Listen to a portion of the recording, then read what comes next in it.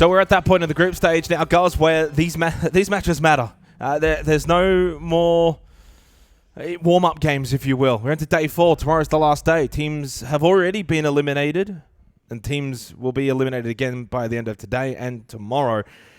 But it's also a case of where do you finish in your group? You know, we've spoken about how important it is to finish first and get that bye in the upper bracket. Second, to even, you know, second and third to be in the upper bracket to begin with. Fourth, yeah, you have got out of groups, but you start in the lower bracket. Not ideal. So a big match for both of these two teams. Heretics, of course, have already qualified for playoffs alongside Weibo here in Group A. M80 now looking to join them. The bans for this first half: Mirror, Smoke, Monty, and Glaz.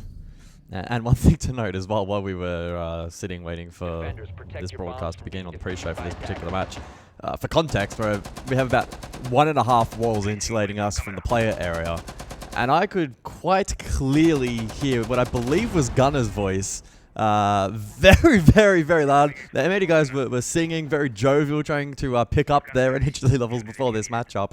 And that could be one of the strengths that they look to lean into today. I think good vibes is always required. Yeah. There was a communication, I can't remember if we were casting it, I think we might have been, where Fabian was kind of actually saying, don't talk to your teammates like that, you know, don't ever do that again, or something along the lines of that.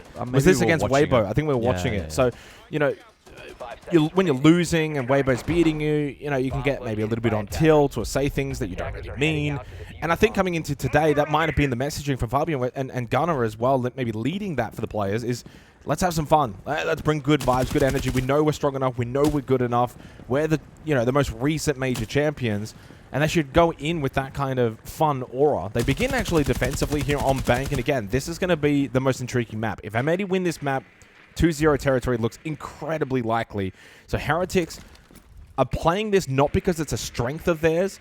They are familiar with the map. They've played it twice so far here at SI, 1-1 record.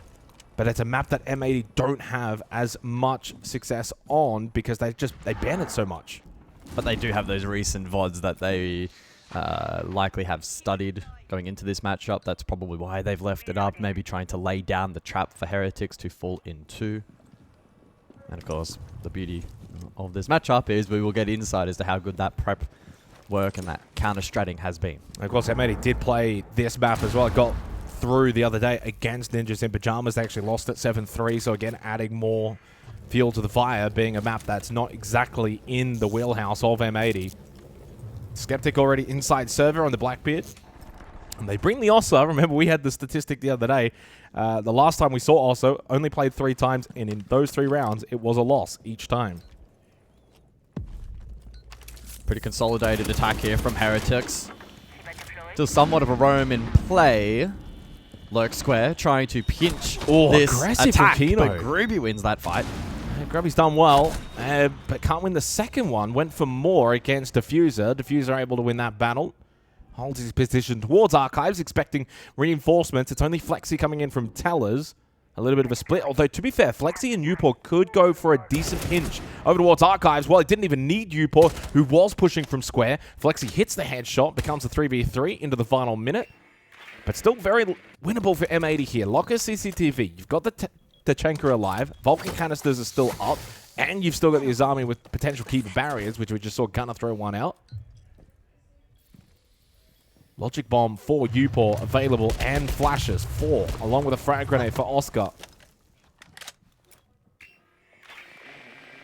Train work really critical in this phase of the round to spot out where this defense lies. 2 spotted. That's really valuable information for Heretics. And should somewhat know where the third would be as well, but you're not 100% certain on that, but you do have intel. Oscar lost his life immediately to Gavin. Good trade by Flexi. They've left themselves some time here into the final 15 seconds to go for the 2v2. Sweet, nice up close. Flexi with the SMG. Changes up his weaponry. Upor going for the play inside of Lockers. Can Gunner look for the denial? There's 7 seconds on the clock.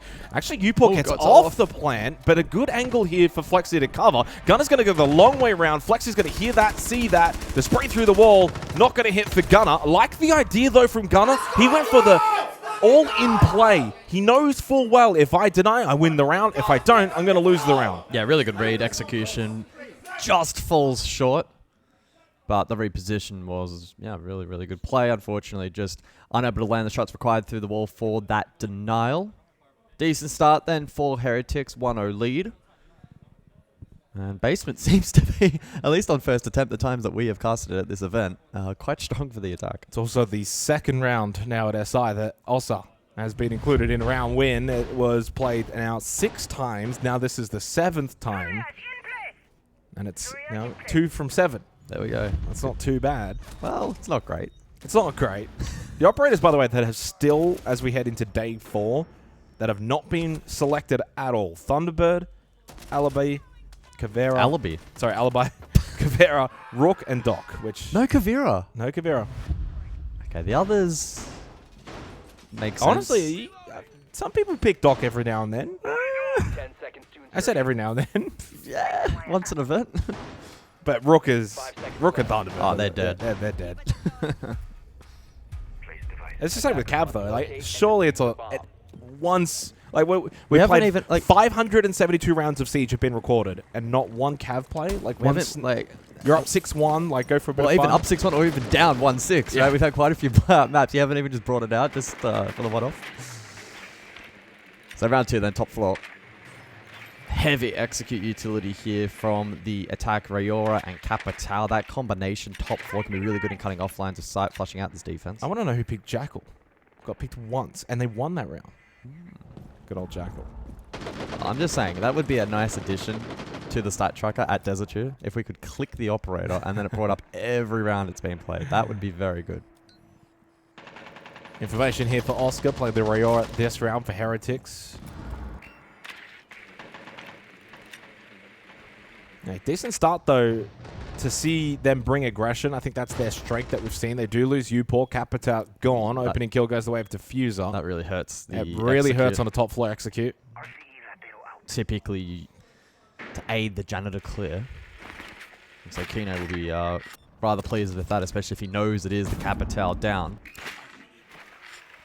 And Kino's not really in janitor right now, but he can play the rotate from long desk, double stacked with hot and cold. He's over towards front desk as well.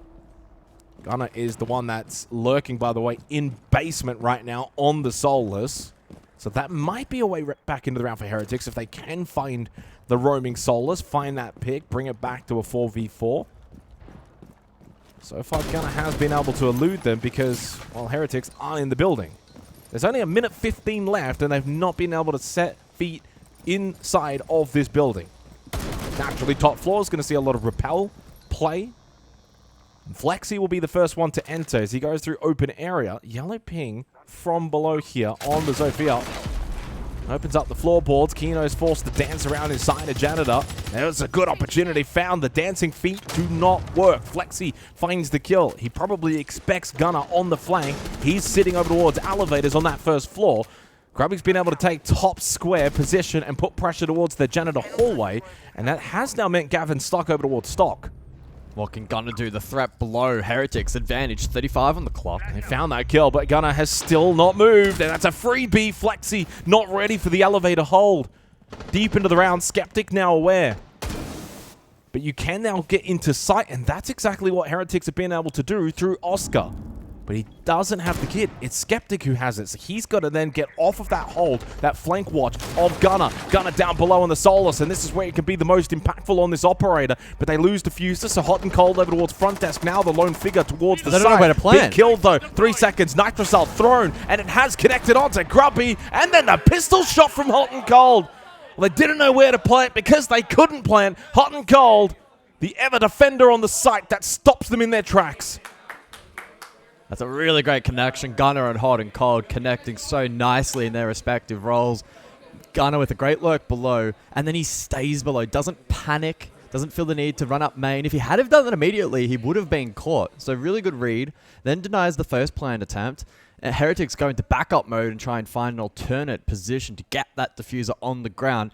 And who's waiting to greet them? Hot and Cold, one of the best anchors in the game. I don't like the fact that 2 players make it through. Well, it looks like we're having some issues here at the conclusion of the second round. M80 have dropped out of the server. Staff, an open area, I'm pretty sure is going to be the next site choice. A nice 3K, though, for Hot and Cold. Very strong round from M80, but what I will add to that is the fact that Heretics still had the opportunity to win that round. It was close, despite the fact that they lost the Capital to begin with in the round. Not ideal for the attacking team. The fact that they were able to actually still make something of that round, and 2 rounds played so far, and you can tell, like, there's not a big imbalance between these two teams to begin with. Yeah, early doors. Early doors? Early days.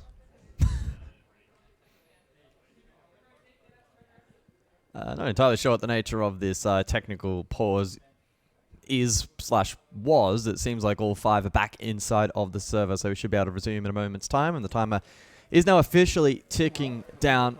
Staff and Open locked in here for M80. Final round of this first rotation. Sometimes we're going to get entry deaths, it's okay, but when we need to reset, come up with a plan, okay guys?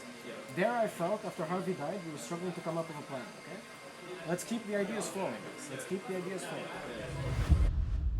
Let's keep the ideas flowing. I mean, I like that. Heretics know full well that this is a very winnable map and valuable experience for them going into playoffs against a high-quality opponent. There's always the added benefit here for Heretics as well, knowing full well their fate is secured. They're into playoffs. Where they will sit is undetermined, and of course a match like this will help determine that. But it relieves that innate pressure when you have teams towards the back end of group stage that are fighting for survival, whether that be to get out of groups safely, maybe even avoid 4th place because you don't want to start lower bracket, etc. I think Heretics are in a really good position playing. If this were day 1, it would be very different coming into this game.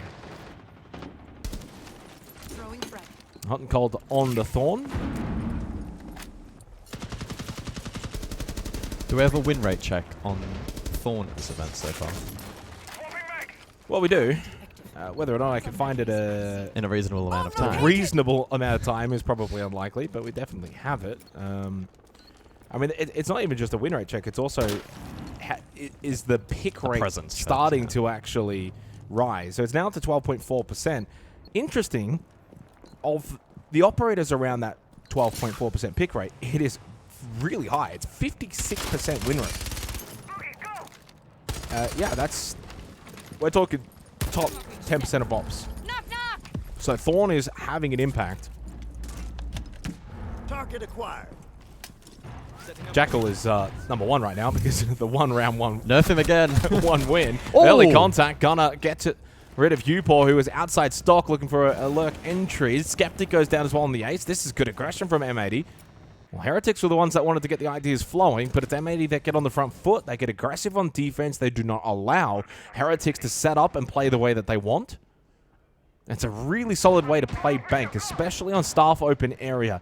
Aggression, denial of entry positions, and denying map control. M80 have done this really well here in the 3rd round. Yeah, they find that blind spot over towards top square, exploit it really nicely, and so now we transition into the phase of the round where it's lurk, lurk, lurk, and Heretics will try to pluck this defense apart by finding quote-unquote free kills where possible. They have a couple of drones up. They'll utilize them currently, try to facilitate these lurks. Oscar as well with 1 in pocket. He'll get that out. So they should be able to garner some good information for this push, but into this trap util lineup, it's going to be a challenge. And of course, 2 players down. No diffuser either. It's starting to look pretty grim. Well, it's certainly it's grim for Heretics, yeah, and it's the reason why they're playing the way they are right now is essentially saying we need M80 to make a mistake. We need someone running around. We get a free pick. They're playing for the throw win condition. Pretty much. And the problem is with Staff and open area, well, there's so much space now for the multitude of defenders that outnumber the attackers that it's pretty difficult to clear all of these. Razor Bloom Shell, a nuisance for Grubby. Forced to run forward into an open sight line. Oscar's going to then push and play in behind. He knows that admin is a death trap, but yet has to make his way in here. They lose Flexi. It's flawless for M80. Clinical round of Staff and open area. 2 rounds straight. They found the opening kills, but more importantly, they're converting them. M80 so far at Six Invitational have been actually one of the worst teams at opening kill conversions, a 65% rate. But they're actually the 4th best team when it comes to getting opening kills. So naturally, they get a lot of opening kills, but it doesn't always translate into round wins. On the flip side, though, for Heretics, slightly lower on opening kills, but also better at converting at 70%. And so as we prepare for round number 4, we get an additional ban per side. Azami and Ying, both staples here on Bank. We saw the Azami especially utilized heavily on this basement site hold just to open up a couple more playable areas for defense. Not that it essentially had massive impact given the nature of how in which that round did conclude. However, important to note here on the reattempt for M80. Kaid, of course, available and to be utilized in this round. Hatches ever so critical on Bank, and so gunning with the utility to deny a couple of them. Interestingly enough, actually, M80 ban away the Ying, which has not been used so far by Team Heretics.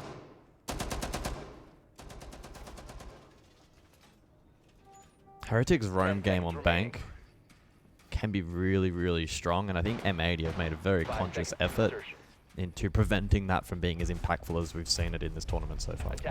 And the other thing as well to note here, by the way, if Heretics get 2 attacking rounds, that's for the whole half. It sets them up nicely. They're a very strong defensive team. It's the best version of this roster. They're 4th at SI so far with a 72% defensive win rate. In contrast, M80's is only 51%. So the quality of opponent asterisks. Well, I mean, there's always the quality. I'm just going off the stats that are available in terms of what teams have played what teams. I can't change anything about it, but clearly their defense has been very, very strong. You would imagine coming into this round, though, they'll be more wary with their entry positions and making sure they don't lose early players. It's 2 rounds straight that M80 have been able to find early kills. And this is pretty much a bunker-looking setup. I mean, you had Diffuser open. He drops early. 5 now basement already. Pre-2 minutes. It's a very early drop, even for Locker CCTV. Yeah, I mean, it's Kino Blue. That's about it. I'm actually quite intrigued to see how proficient this Thorn can be solo blue stairs. If you can stack that utility correctly, shotgun as well in hand, barbed wire. Kino's having a cheeky laugh. This could be quite a challenging little obstacle. Is this the first time we've seen Thorn playing the blue stairs? Because usually it's either Warden or Smoke. Yeah, first I've seen. Of course, the Smoke has been banned out by Heretics, and it's a very strong operator on Bank, especially for this site. Of course, frag grenades available here for Heretics. So if they identify that the traps are in this position, it's a pretty straightforward clear. There's no one really helping out Kino here, by the way. He is on an island. There's no server room hold, no pressure. Hatch has now been opened up. He's going to play for life. This can be a decently easy clear for Heretics because of the fact he's by himself. They've got the frag grenades, like you mentioned. Sits bottom. And he can do this because of the Razor Bloom shells. He's absorbed so much time. Oh, he's absorbed an immense amount of time. And now he's going to push up. He's going to push straight forward. He's got a shotgun, but headshot from Upor. Oh, the Razor Bloom shells. It's always so scary. With the barbed wire combo, almost working for Kino. 40 seconds remaining. Yes, Heretics do get the early pick, but Hot and Cold now will start to activate that Shamika launcher and deny plant position. Same with Diffuser as well. Zoto canisters and Nitrocells are ready to go. They'll be forced into the drop here. They have the ROUs available from Oscar. Or do they pivot for default? That's a risky call. Wall's still not open. And Grubby, by the way, making his way down main stairs. So Heretics have got an extra point of advantage because they've got the player advantage. Dash on through the flames from Oscar onto the desk with the shield screen up. Spotted the tuber out of Diffuser. Now he still is alive. Shut down by Upor, 3rd in the round. Down to just Gavin in open area. Can he deny from above? Gavin! Oh, Gavin's done it! At the death with little to no time remaining. Clutches it for M80. Goodness gracious me. What a round. Upor was getting damage done in the site. A quad kill in the end. Ultimately, all for nothing. Great flank from Gav. Denies the plant. And steals the round from Heretics. I mean, those are the demoralizing rounds, aren't they? Because you've done so much right. You get towards a winning position. You've already won the round, right? And you walk away with nothing. It could have been a 2-2 scoreline for Heretics. It would have been a great start here on Bank. And ultimately, that clutch from Gavin has now put M80 3-1 up. That is a huge play. And you know, if you're UPOR as well, you just got a quad. You just killed 4 players. You just had an immense round. You get nothing for it. You walk away with an L.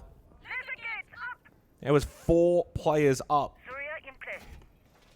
10 seconds to insertion.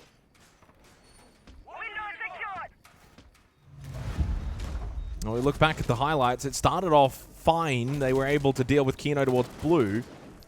Gunnar, who was playing the close position, and yeah, Gavin from the hatch.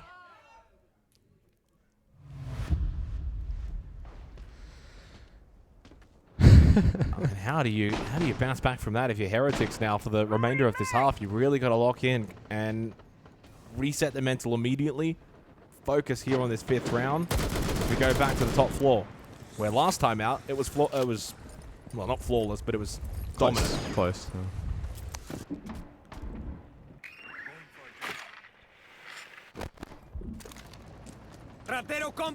So the Capital in play again for Heretics here on the re-attempt. Unfortunately, last time out they lost that key operator early on in the round.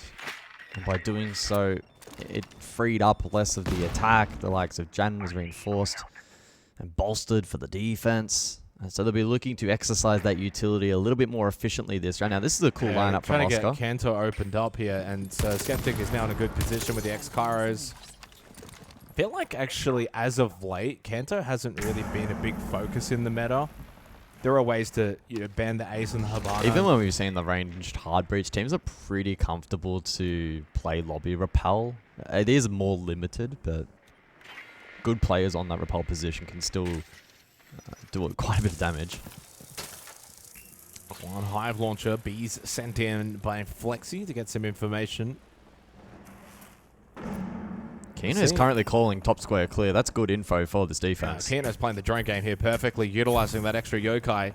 And look at this. Akino is shouting here. He actually gets the burst because he's saying he's got the yellow ping. He's got the burst. Should get the kill on that, and does. UPOR goes down. Hot and Cold has pushed up as well to help out. Grubby and Oscar get one back apiece. Hot and Cold coming up back through Spiral. Gets one. Kino with the shotgun. M80 having all of the information in this round. Have made quick work of Heretics on their push towards the top floor. And poor old Flexi now by himself in the 1v3. And really, that was a great round to showcase the power of Echo with the extra yokai drone. So much information gathered for the defense by Kino. Yeah, absolutely. Bank is a massive map, but the Echo buff really aiding on garnering that information. Really good comms from Kino initially to call top square clear. Then the follow-up lobby that they're going deep.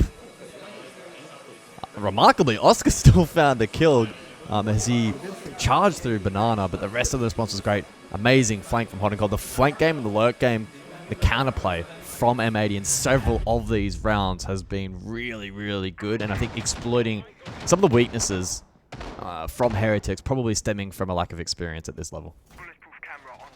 4-1 lead, you can't really argue too much with it. In fairness, maybe a second round for Heretics should have been there, but no credit to Gavin for stealing that. 8 kills, by the way, for Hot and Cold, which is needed for him because I was looking at the stats pre-match. It was him and Kino that were the lowest rated players for M80 through their 2 matches. 90 EPS for both of them.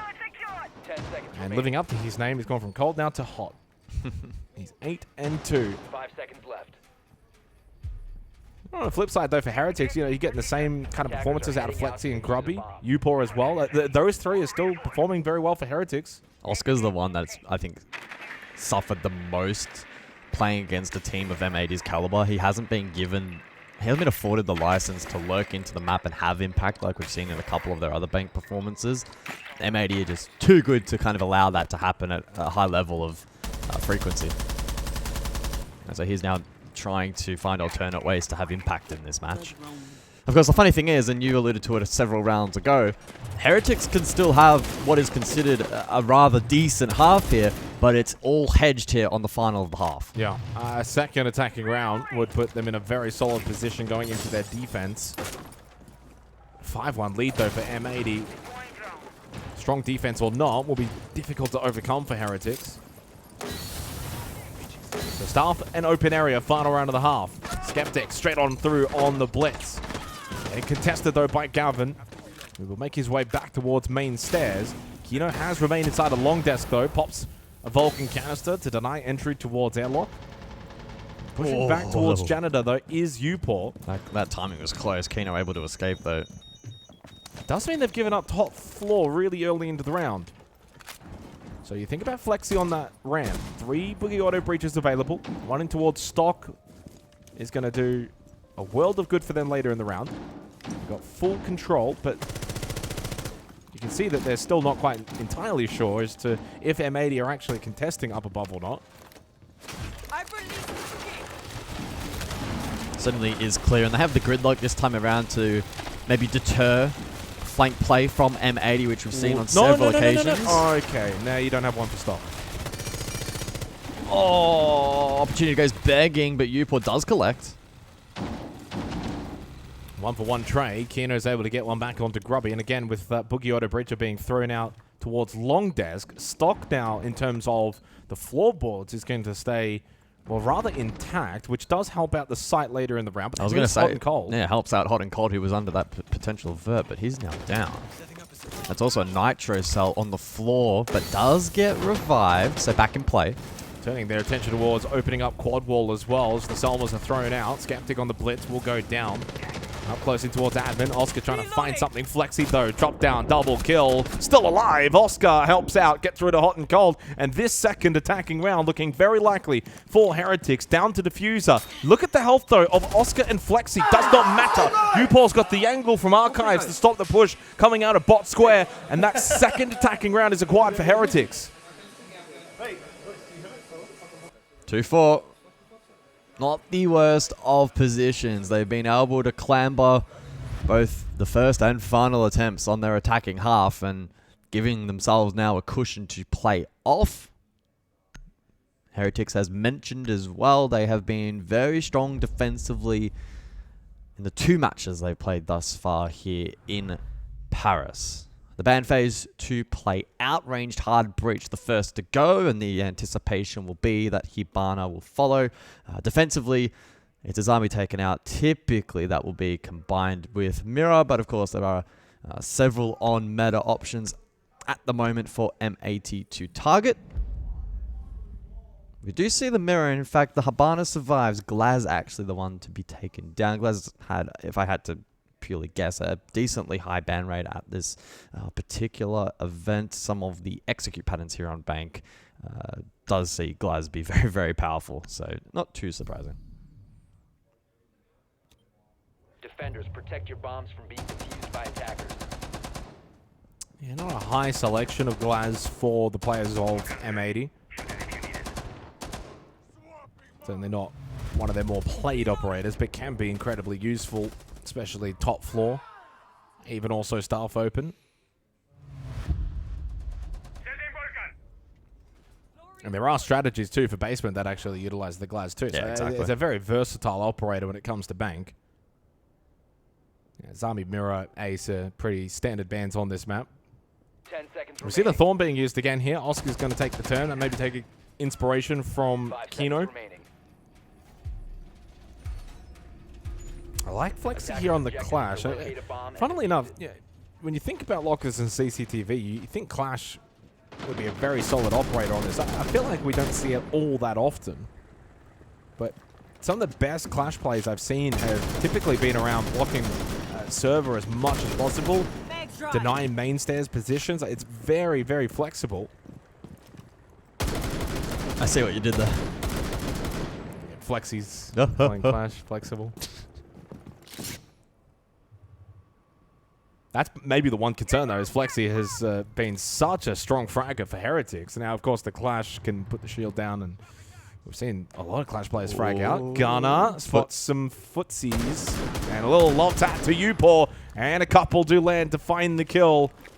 Upor not aware of the fact that Gunner was already in a solid position towards Garage, opening pick for M80, and it's so instrumental for a site like Lockers and CCTV. That defense now heavily weakened. Yeah, it leaves such a big hole in the defense. They'll be constantly concerned now about that perceived pressure from Garage, a player likely now needing to commit to ensure that Gunner or any other attacker doesn't lurk up. That's why we do see Flexi respond and go over to Bank Garage. But M80 have essentially forfeited that position. And you don't even have to go blue stairs at this point. If Oscar's playing blue stairs, there's 3 on site. You can have the 5v3. And you know for a while where he's then going to come back in from through server. Good drone, gets shot out. Oscar does still have a Razor Bloom shell in pocket. And Diffuser's ready to catch him. He's very much wanting to get back to site. Oh, if he runs past here, he's dead. Giving up on the more stock standard blue stairs hold, sensing that M80 want to go direct, and they look like they do. There's no one square. They haven't opened the hatch. They're not going blue stairs. This is going to be dropped through hatches, down main stairs. Gunner finds the pick onto Grubby. Here comes Hot and Cold straight on through. He's got the kid in hand. Kino will sit at the hatch, throw the candelas. He's just sitting open area and providing really solid support for the team to push in. Gavin finds the pick. Oscar does get one. Needs a couple more here. Flexi on the clash has not been able to get too involved until just then with the SMG. Doing an okay job here of actually denying the full execute. Oscar again with the pistol. Good headshot onto Hot and Cold. Diffuser takes some damage from the flames of the Vulcan canister. And it's a little reset here for M80. 25 on the board. M80 making some key errors in the latter portion of this round. Diffuser is now split from Gunner, but he's getting a really solid flank. Deployable shield, though, offers cover. So desperately needed from Flexi. Can pop up. Flexi, what a shot! The SMG from behind the deployable shield. Gunner, you got 7 seconds to find these 2 kills and shields to deal with. Oscar sitting inside a red. Flexi doesn't need him. Heretics hold on.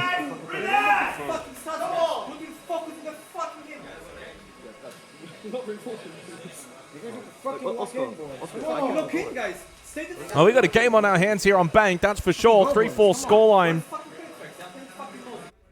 2 rounds straight now for Team Heretics. Yeah, rough round there for M80. Perfect start.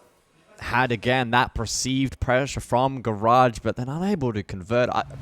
I think the Candelas started to disrupt the push. The timing and the tempo started to get a little bit off. They started tripping over one another in that final portion. Here's a replay back, opening kill, great. And then Hot and Cold got stalled out, isolated. That shield inside of security offered so much protection, not just in this highlight reel at the very end, but again, installing out Hot and Cold and it compounded some of the stall out there that M80 suffered. We got an unfortunate fact of the day. Uh-oh. Uport has been every single opening death for Heretics. Really? 4 opening deaths for Uport. 5 seconds left before insertion. But he's still out-fragging. To save face, he's got 2 of the 3 opening kills. And he's out-fragging everybody except for Hot and Cold on M80. So he's having a strange old match. And he is positive EPS-wise. He's very involved this game. He pulls in everything. Deaths, opening kills, frags. He even had a 4K back in round 4. Which they actually lost. They did. They did. Which is the ironic part. Imagine if they had they'd be 4-3 up right now. And they, well, obviously should have won that round. It was Gab with another hero clutch, one of a few that he's now been able to accumulate at this event. So we go top floor, CEO executive. Thorn picked once again here by Oscar. He had a very solid round himself to help clutch up lockers and CCTV. Flexi up to double-digit kills as well. Continuing to have a standout event here at Six Invitational. Double shield set up for M80. The Blackbeard and the Monty combination. So clearly not a completely heavy emphasis on the rappel as their main method of attack. Gunner's actually lurked up blue stairs and is into square now. Hot and Cold trying to come up banana. Gavin actually over towards ATMs, then will provide some kind of support behind him. So M80, again, not really playing that more standardized rappel game. And it's Grubby, though, that finds the Blackbeard. That's a crucial opening kill for Heretics. A double down. Flexi gets rid of Diffuser, and suddenly the attack for M80 is looking limp. They've got 2 of their 3 players pushing up banana.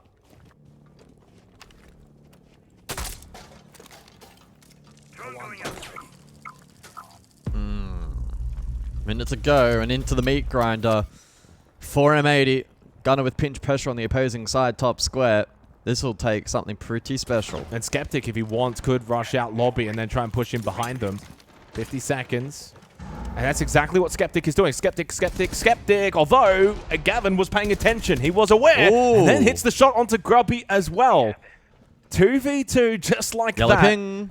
And the yellow ping intel, the easiest win for Gavin. He's already clutched up once before for M80 in this match and has been able to do so again here. Down to Oscar on the Thorn. But with the Monty in play, it will be very difficult in the 1v2. And Hot and Cold now postures towards CEO and can go for a plant. Gavin still over towards front desk. Oscar's on the move. Long angle for Gavin. Watching from front desk through long. As Oscar starts to make his move, he's not entirely sure of the location of Gavin. Hot and Cold will have to get back on this plant. That will mean Shield will not be in play. Gavin in a 1v1 temporarily. Oscar's going to make his move, but he doesn't. Sits a little bit too long. There's the peek from Gavin. Gets taken low. Suddenly a little bit more winnable now for Oscar. He needs to deal with Gavin though, and he cannot. He goes sprinting into the bullets of Gavin. M80 steal the 8th round. Ooh. A stressful round for M80. Yeah, you can tell Heretics just... Very frustrating one for Heretics. This should be 4-4.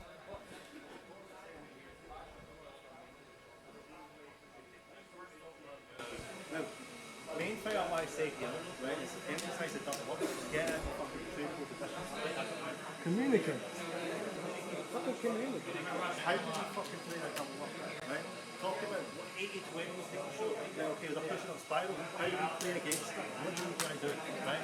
Be the rest of the day, either. I mean, to be honest, I just want to say that when I'm talking, we're responding. But then when you lose around, it feels like we think about the... No, we're not. We're not talking. We're in the 5v2. We're not talking. I know, but Bobby, I said 4 million times I'm going to thank God, so I'm going to play. Oh, I did. I said it next time. Let's say it again. Come on, let's say it again. Well, I mean, fortunate to be able to at least kind of like boost the game there and get some information, but communication clearly the issue for Team Heretics in that round, and maybe even in It sounds like the trouble. game. It sounds like a bit of trouble in paradise as well. Obviously, you want to resolve issues during a match, but it sounds like tensions are starting to rise a little bit in the Heretics camp. And that can naturally happen when rounds like this go astray. I think you've got to also take into account Gavin's 3 kills there. It just changed the complexion of the round. Yeah, I mean, Great read on Skeptic. I imagine there was a lobby drone in play, so that's getting called out. Gavin turns around, gets the free kill. I don't think Skeptic did a whole lot wrong there, pushing up Spiral. I mean, they know 2 players have pushed up there. He's the one coming in from behind, but the problem is he had no one then pushing back the other way to create that pinch effect. So Gavin then gets the free look around kill. He then gets a really nice shot towards top main, and from there it starts to snowball, right? And Gavin kind of did what he did, but yeah, it's the kind of round that Heretics did a lot right. M80 just did a bit more right. They've got Gavin. They got Gavin.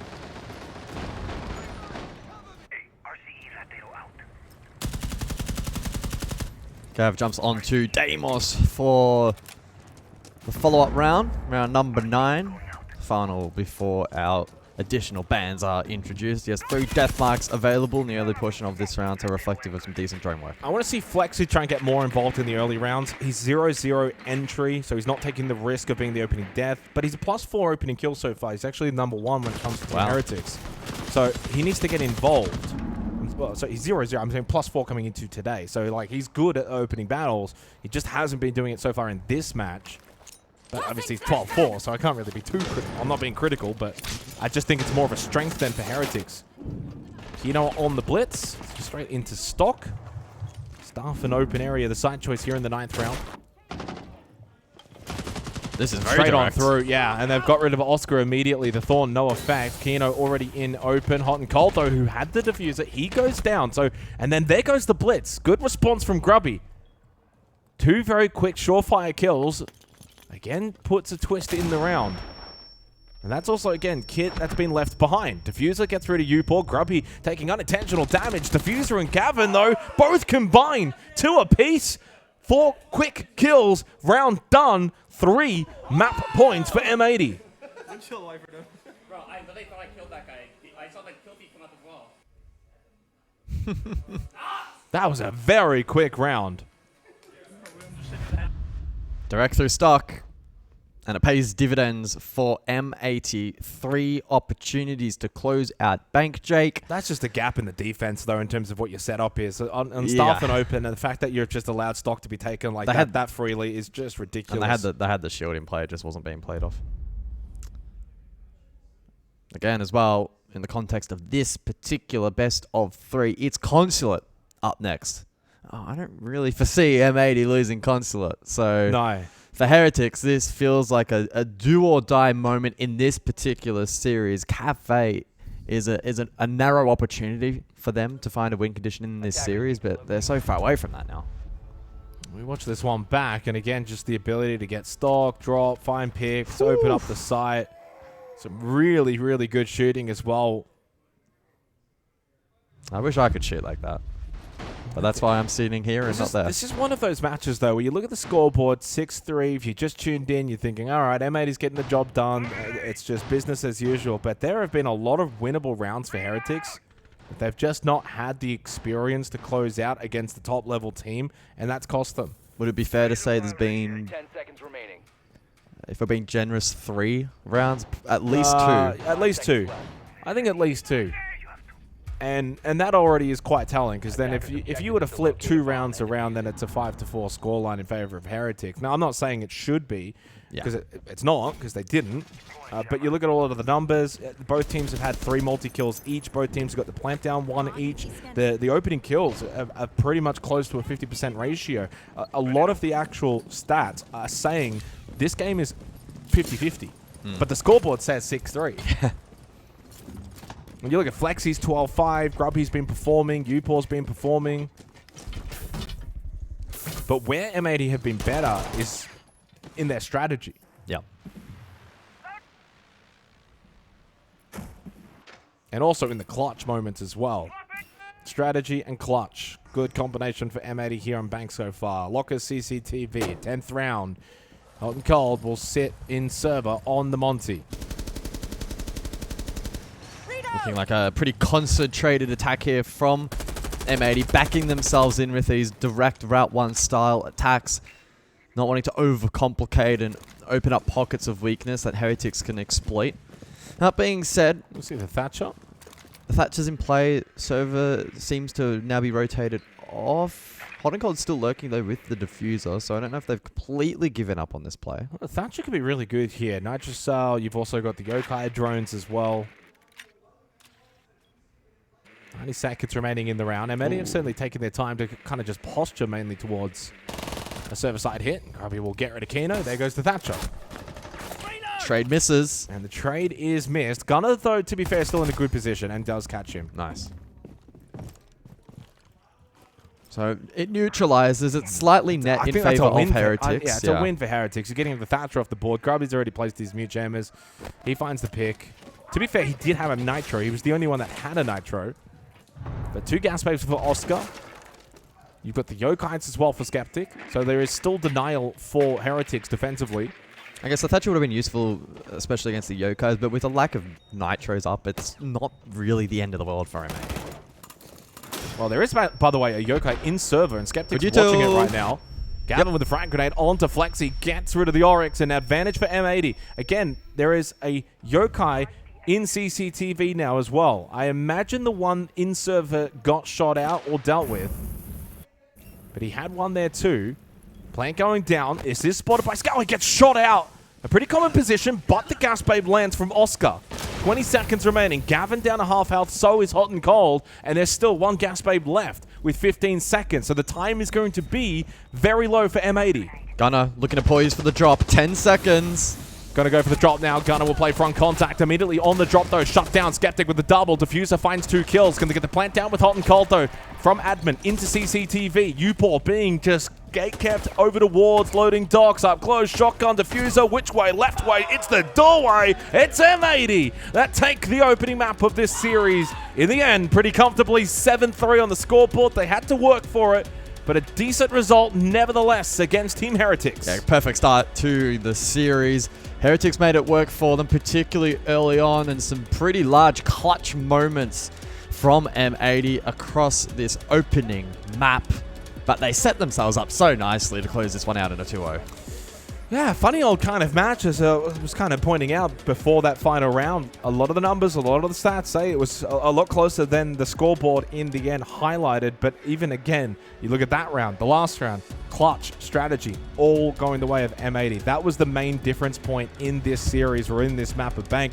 And as we know, going into Consulate, second preference map for M80, very, very strong map. It's going to be very difficult to imagine Team Heretics, if they can't beat them on Bank, a map that M80 don't necessarily like all that much. I don't know how they're going to get it done on Consulate. Yeah, seeing that path forward for Heretics is very, very rough. I think as well, the strategic depth is far better for M80, but also the mental game. I think we started to see Heretics break apart a little bit, the tack timeout. We've got that insight, and so they'll need to try and rebound mentally for map number 2. Yeah, in terms of the statistics from this game, Flexi was great. Grubby also, again, held his own. Upor had a 4K. He had some good performances. So a lot of the numbers that we were talking about pre-match for Heretics did kind of come to fruition. But ultimately, we saw improved performances for M80. Likes of Hot and Cold, for example, right? He was only a 90 EPS coming into today, and he was a clear standout. He had so many big moments. You think about the clutch as well from Gavin. He had some big moments. So coming into today for M80, the star was Gunner. But he only went 6-6. So they got more out of Gavin. They got more out of Hot and Cold. They had really good set plays, good strategy. They won big clutch moments. You think about a 1v4 plant denial from Gavin, that's just stealing around, like especially in a game that was looking to be quite close for a large majority of it, where at one point it was a 3-4 scoreline in favor of M80, and then bang, bang, bang, game's done, 7-3. Yeah, I think one of the telling factors for a team, especially throughout the group stage of an international event that has the potential to go really far, and M80, of course, have, the potential to go very far at this event. Well, yeah, they could win the whole thing. It's very rare where we find ourselves in a position during a round where we count them out. I mean, how many 3v5s, for instance, over the course of Bank, where we were kind of like, oh, it doesn't look amazing, but they have the pieces that they can align to find win conditions, and we did see that on several occasions. It's what makes this team so strong. The strategy from, having a world-class coach in Fabian, clutch factor, star power. There's a reason why they won the Munich Major. We go to a short break. On the other side, we go to Consulate.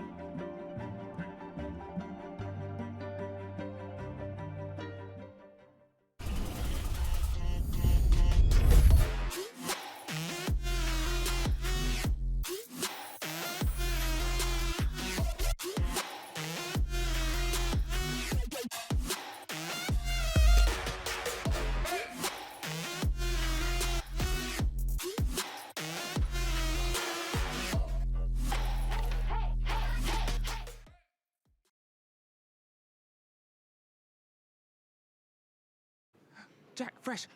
Oh my god, please, can you sign this photo of you? How do you have this photo? Please, we're really, really big fans, actually. Can you tell us about this photo? No, I shouldn't. Well, this is actually Mama Fresh delivered this. Excellent. Towards us. Thank you. My mother has been providing photos again. Yeah. Great. Thank you all for the broadcast. Thank you so much. Lovely to meet you.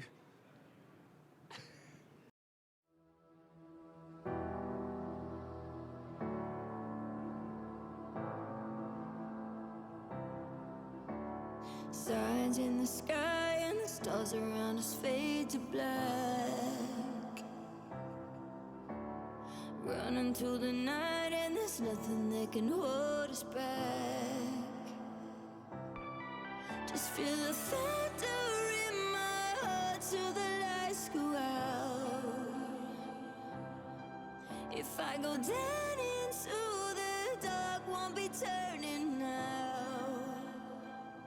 I'm gonna fly, break on through, 'cause I'm human just like you. We get so high, bulletproof, 'cause I'm human just like you, like you.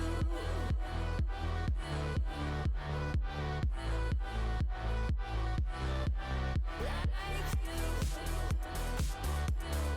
Well, I'm human just like you, like you. Look into the night, every shadow hides a spark inside. Master of disguise, we're becoming something more tonight. Just feel the thunder in my heart till the lights go out. If I go down into the dark, won't be turning now. I'm gonna fly, break on through, 'cause I'm human just like you. We get so high, bulletproof, 'cause I'm human just like you, like you.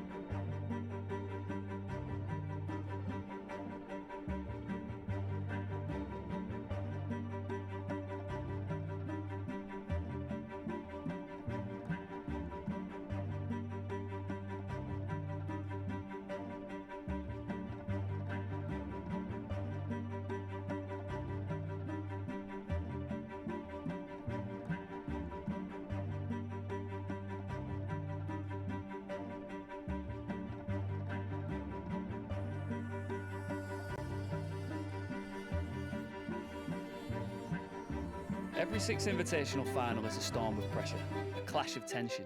They leave a mark that doesn't fade. Boston, are you ready? The Six Invitational 2025 begins now! We need to want it, CSI. We need to want it. Everybody always talks about being mentally prepared for a game. And no one really knows what that looks like, especially... Well, M80 flexed their muscles towards the end of Bank. In the end, a 7-3 victory on the scoreboard. Looks comfortable. They did have to work for it. They were tested by Team Heretics, who now head over to Consulate to see if they can take on the Munich major champions on one of their now stronger maps. Like, this is the problem. You had to get the job done on Bank. You couldn't. Now M80 in the hot seat here. And with that, if they win, they'll get the full 4 points and they'll book their place into an upper bracket position. Which is where you want to be if you want to make a run towards that hammer. I think it's going to be incredibly difficult to foresee a team do it from the lower bracket. So critical for M80, and they'll be looking to get this one done cleanly. All right, let's head into Consulate. It is the second map of this series. M80 looking for the clean 2-0.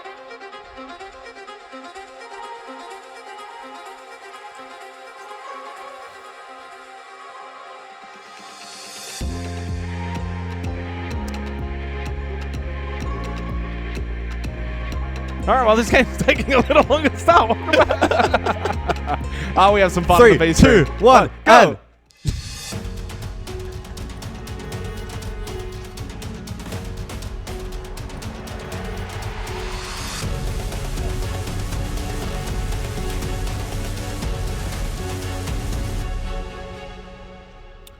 Oh, well, that worked. I didn't know you charged by the minute. I didn't realize. Not by the minute, by the word. I didn't know you charged by the word. You've got to be conservative. I mean, you could have just said 3, 2, 1, go from the beginning. All right, well, a tough ask now for Heretics. That's going to be the storyline for this particular map. Curious to see how they go on Consulate. They begin on defense, probably the right position where you want to be against M80. And again, for M80, they would go to 8 points. They'd skyrocket up into second. They play again tomorrow, guys, so they have the opportunity to go above Weibo, but Weibo also play Team Heretics tomorrow. They control their own fate for the #1 spot, so there's actually nothing that M80 can do themselves other than do what they can do. It's Weibo that will decide the #1 or #2 spot tomorrow.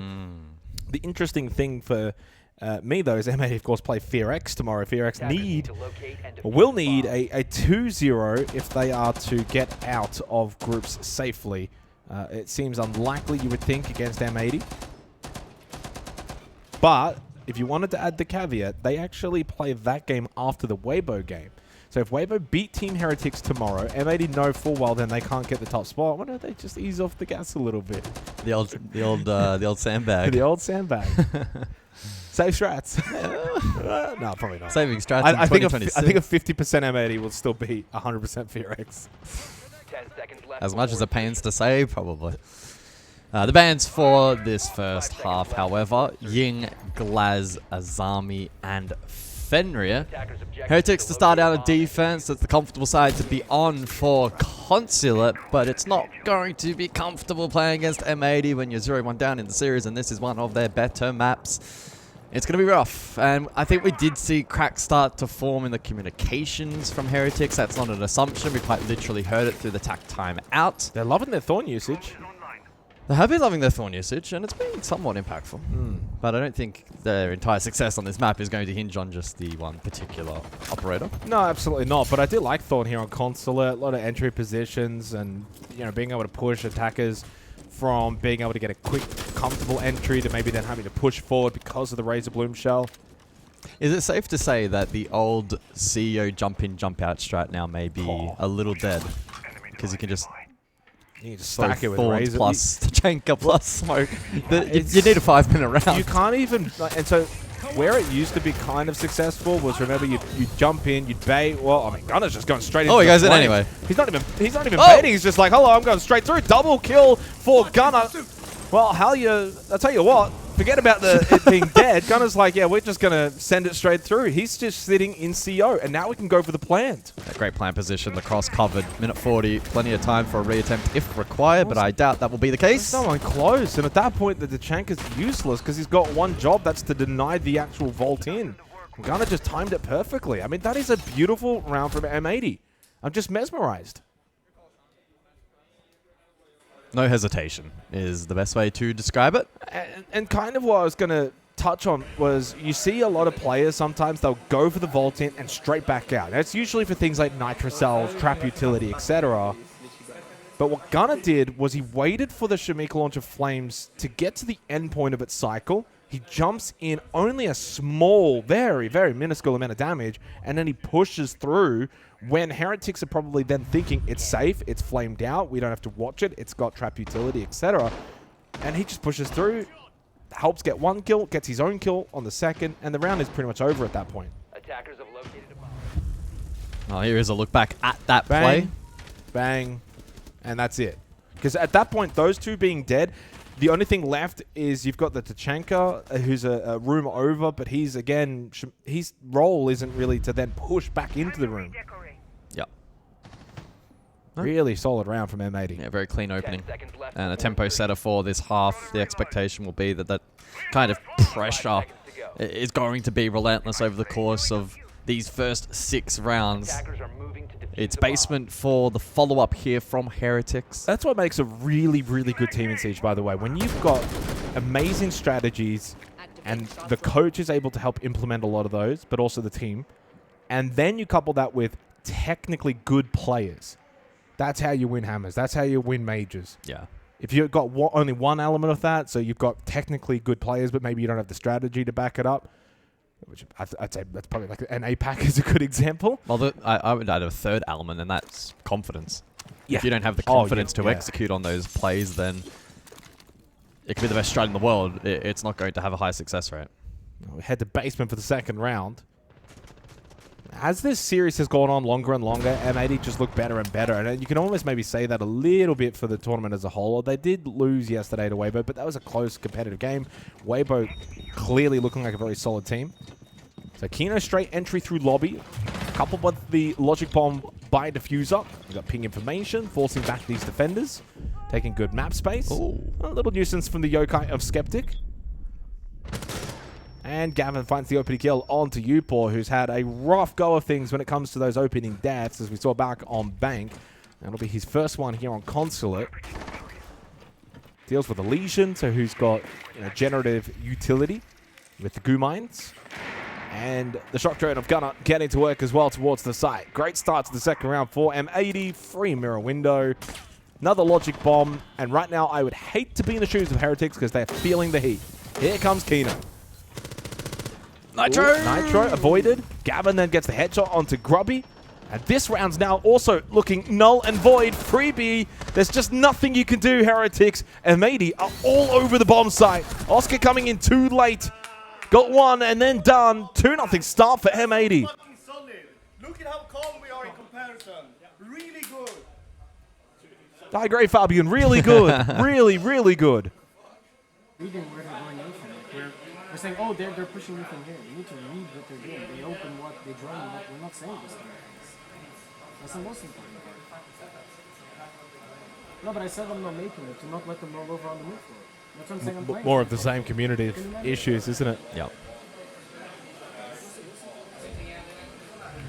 Well, I think also, to be fair, for Heretics, they're not being given a lot of room and a lot of time. M80 are just so quick with the way that they're attacking in these rounds. Look at that, minute 50, they're already taking good map control. And this is basement, minute 20 on the clock, and they're already in cafeteria. I mean, there's so many different elements to these attacks that are being well synchronized that being able to communicate all of it is nearly impossible. Some of it does just take innate synergy and being able to communicate the key parts of the attack. And as they are discussing and we overheard it, it's not really been the case so far.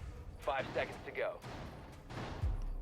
Well, if Bank was a little bit more back and forth and the scoreboard maybe not quite as reflective, this so far has been dominant from M80. To begin on Consulate, these two attacking rounds have not been close. So we head to Piano and Exposition for the third round, the third attempt for Heretics to try and get on the board. Again, they bring the Thorn. They didn't in the previous round. In fact, they also bring the Allah again. The drone is ready to go. Now the Thorn certainly can slow down quick attacks with the Griswold Mines and the Razor Blooms. That might end up being a slower paced round here by M80 as they bring the Montang for the first time in place of the Blitz.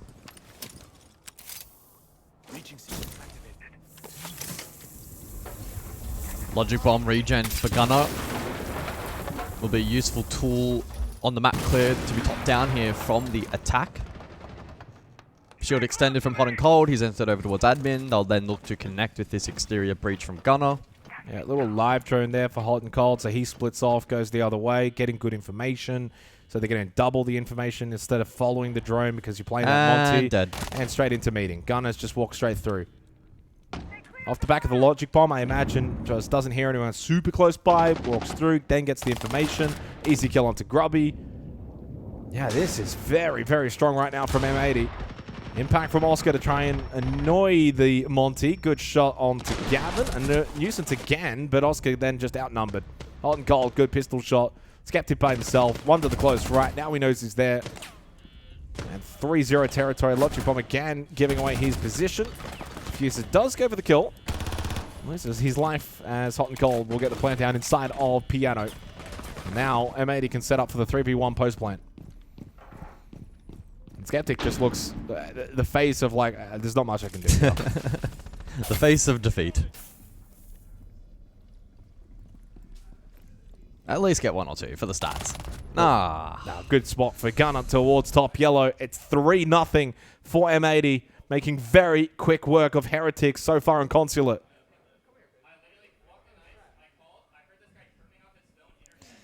Heretics to call a tactical timeout that will take place after this additional ban phase. The unfortunate reality is that 60 seconds is not long enough to discuss what's going wrong in this matchup. I think it's just about trying to salvage as much as possible. You get rid of the blitz here, surely.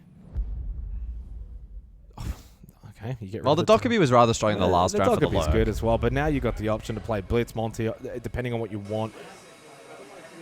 We get any information here out of this tactical timeout.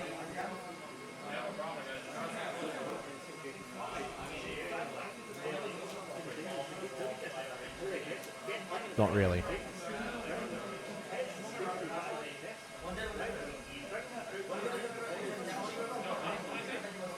No. I'm trying to tune my ears. A lot of long faces, though.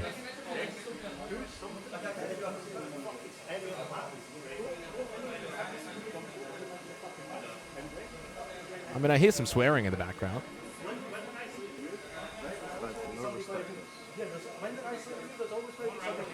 I think I did hear somebody say they don't respect us, and that is a pretty good call. That is actually a really solid call, and the realization of the way that M80 are playing right now is they don't respect us. It's almost like M80 are treating Heretics as if they're just like some low-level APAC team. We're just going to run in, we're going to flex our muscles, do what we want because there's nothing they can do to stop us. And even this push here by Gunner, that is super disrespectful.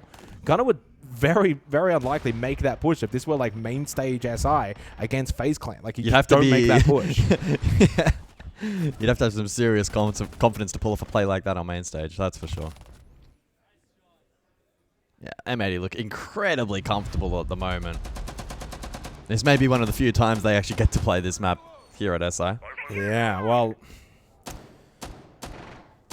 I mean, to be fair, they did actually play Weibo against it yesterday as well, and they beat Weibo 7-4 is the only map that they did win in that series.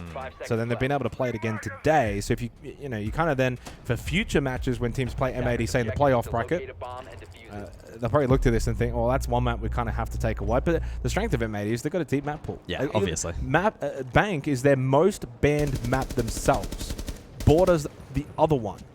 And so they just pretty much beat Heretics on Bank anyway. So if the, let's say, second last preference map in Bank, you're still finding success, that's a deep map pool.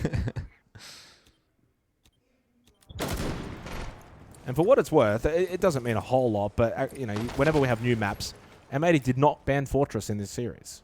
So if they're not running around banning Fortress as well, then it's an even more extensive map pool. Fourth round we go. Taking the hostiles! As we head back top floor, CO in meeting. Heretics will give it another go. Heretics looking to try and meet them here on the map entry. A little more aggression from them on the side of defense. Not wanting to facilitate and allow that lurk in. And another opening kill. That's 4 straight. Well, despite that, Oscar does fall.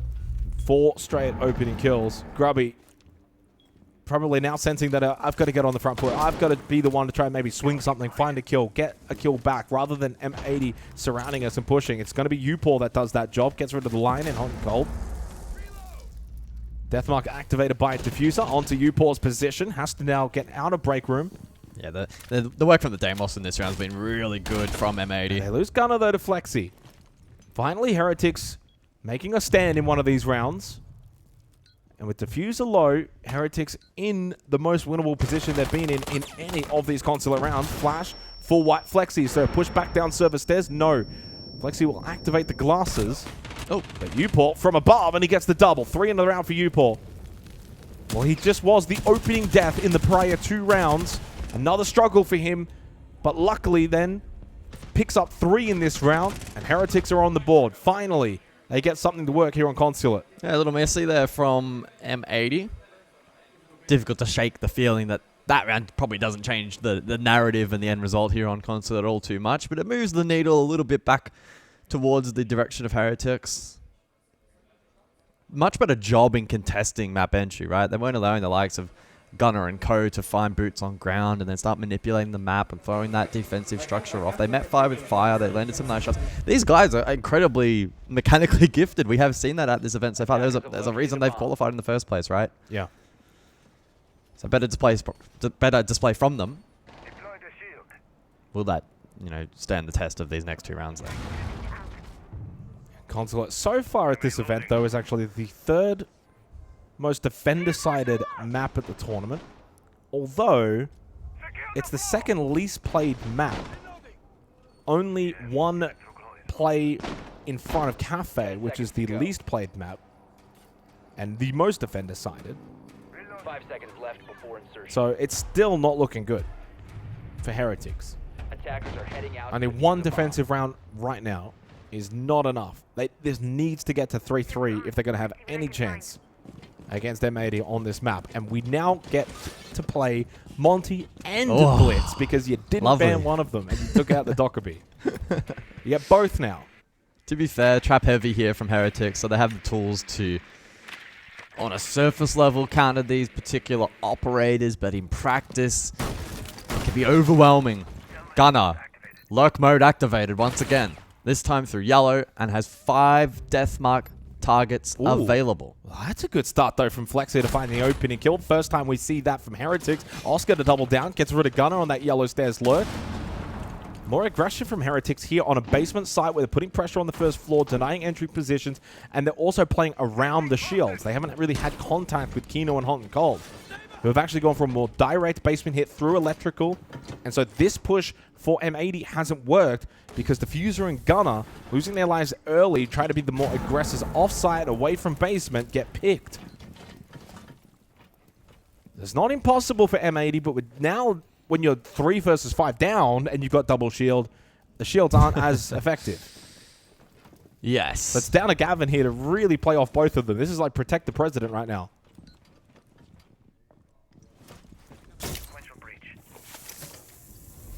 Don't get me wrong, though. Kino, of course, on the blitz is still an option to get aggressive for M80. Oh, drop down hollow. Flexi from behind. There goes Gavin.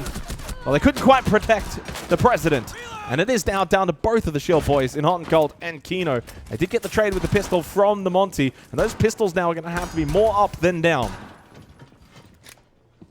Heretics just need to play compact.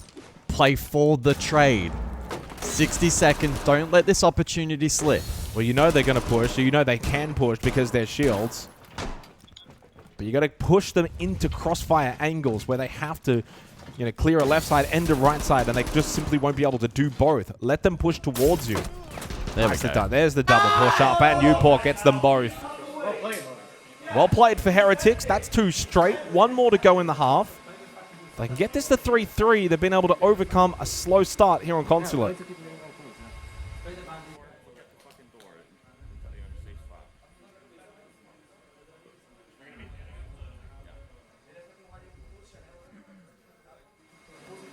They're running so many traps, bro. I just kind of want to get off the shield. Don't blame him. Get off the shield. They're running so many traps, I just want to get off the shields. And Kino's on the shields. This might be repick territory, though. As Diffuser's on the honor. I think Hot and Cold's turned around and told him, nope, you're on the shield. Get on the shield, mate. Come on. Get back on that horse. Clock in for your shift. In fairness, I mean, there were a lot of traps, but not really that many anyway. Griswold mines, tripwire connectors, goo mines. I mean, it's quite a few. It's quite a few, but not. It's not the reason they lost the round, though. No. It's probably just more so the general sentiment over the last And they few are rounds. off the shields. Yep. So Brava Twitch. So we see the pivot across to information and utility. Bringing the Twitch and the Brava. It's like, and this is the game of the cut and mouse. It's like, we're going to play shields. The defenders, we're going to play traps. And then like, okay, we're going to play drones. The beauty of being on attack sometimes. I will say, though, with the rise in the sort of trap meta, you know, you think about how long shields have dominated Siege over the last year or so. Finally having some kind of a counter or like disruption as Gavin just gets a 2-minute 40 opening kill onto Oscar through the window. And it's not ideal for Heretics, who have just started to build momentum. But to finish, even putting M80 slightly on tilt. But to finish your point, keeping shields in check, probably not the worst. No, it's been good, but it's also the fact that even the trap meta has its own inbuilt counter already with Twitch and Bravo. Well, M80 might sense they've got the opportunity to play more fast-paced now because they're not bringing shields. They've got the opening pick. Piano Expo a little bit more vulnerable without Oscar. Flex are getting pushed back here as Gav enters over towards admin's side. Yeah, but get forward as well at times. Not right this second, but maybe in 20, 30 seconds. Oh, that's a chance for Gunner. Just didn't shoot straight away. I think it was more of a peek check. Oh, the drone work from M80, phenomenal in this round. Really good, deep information. Yeah, and it's now around this point. I'd like to see Heretics try and find something back the other way. Yeah, if they don't, M80 will start to walk over them in this round. Still live info on Skeptic Lounge. Don't know if M80 can actually action that directly at the moment. If it's going to come from anyone, yeah, Skeptic is just kind of sitting lounge. Obviously, Heretics don't want to give up this top floor control, which is denying the vert opportunity for M80 right now. Diffuser does look keen to action. Another drone. For a little poke on the Skeptic. There we go. I think maybe was able to disrupt him just enough that Hot and Cold could get close, get the kill. Gavin, good headshot again. He's performing well. And the 2v4 puts Heretics well and truly on the ropes here to close out the first half. Gonna need something massive here from Grubby and Uport. No gas babes remaining. There is a Nitro Cell for Uport. 40 seconds left. Hot and Cold with Kit over towards Lounge. Grubby's found one. It is just the DBNO, but he does confirm it. And suddenly more winnable now for Heretics as M80 are running around. Very deep. Grubby again. Putting this SMG to work. Well, they can't really plant. This vert is making it so challenging. Well, Diffuser is going to go for it anyway into Expo. Kino will watch the hatch. Diffuser gets off. He gets the down onto Upor. What a flick. But into red time now, the 1v1. Grubby still up above in CO. Kino looking for a different plant position and has found it inside of Expo. Grubby finds him anyway from above. 3 straight for Heretics. I can hear Fabian. They're building the momentum here on Consulate and starting to test M80 on one of their stronger maps. Fabian starting to get a little frustrated. M80 starting to question things. It was looking so easy. They were 3-0 up. They were running rampant.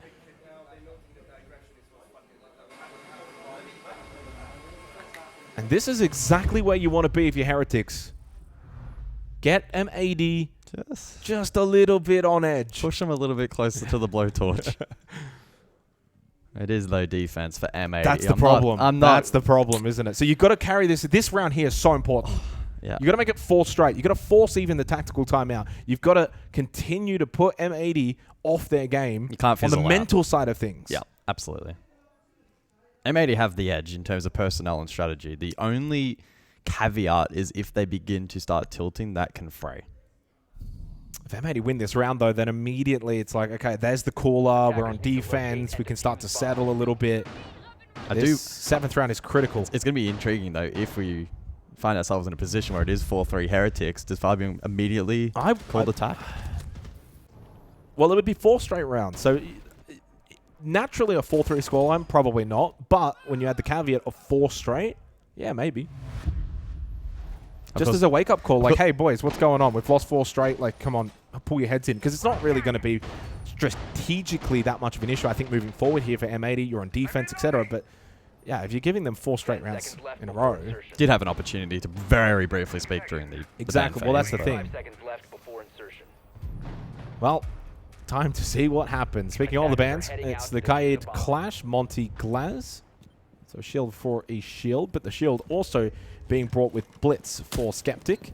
Expo as well, the opening site choice here from M80. So they head us straight to the tertiary for round number 7. Only one opening kill for Heretics so far. Now you're on for the attack. So that statistic has to change the other way. Also feeds in a little bit on the other side of the coin for M80 and their sometimes inability to convert those opening kills. Operating under the assumption that that's the case with Heretics only getting the one.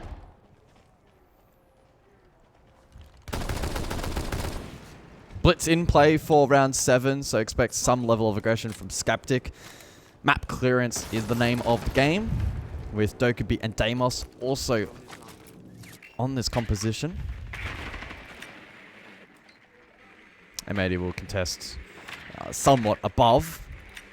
Yeah, but also below. Yes. Hotel's in basement here. He's at an odd server. So they've got a decent amount of that multi-level map control. Technically not on first floor, but you can get back down there really easily. And by holding second floor, you got the vert anyway. So M80 are all around the map right now. Which means it's likely they'll be more than happy to contend a lot of these entry positions against Heretics. But need to see these death marks used early, the logic bombs used early. Try and take some space, try and take some of these fights. Heretics cannot be hesitant. They have to want to push into these M80 players and take these fights towards positions like meeting. Skeptic now very low on the blitz. And the blitz is not like the Monty. It's very easy to hit like a shoulder shot. As Flexi does find the opening kill on Takino. That's the Warden as well. Super critical for later in the round. Not having those glasses activated strengthens the flashes and the smokes that they do have available. Diffuser goes down, and so does Gavin. Heretics on the attack are looking very clinical. There's the Nitro from Hot Gold. Double kill Nitro makes it a 2v3. Diffuser's not going to get brought back up. He's top floor secretary. Flexi, though, up close. SMG. Upor and Flexi combined. That's 4 straight rounds for Heretics. Let's go! They've got the energy back. Call him! Will we get a timeout from Fabian? It's mental.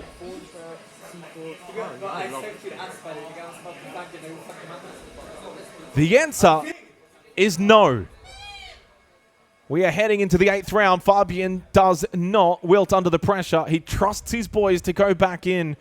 But what I will say, Guz, is when it was 3-0 in favor of M80, Heretics looked down and out. Oh my goodness. If you put a split screen of their player cams from then to now, it looks like 2 completely different teams. They were dead silent. But they have now tapped into that energy, and they sense that they can be the ones to now tilt their opposition.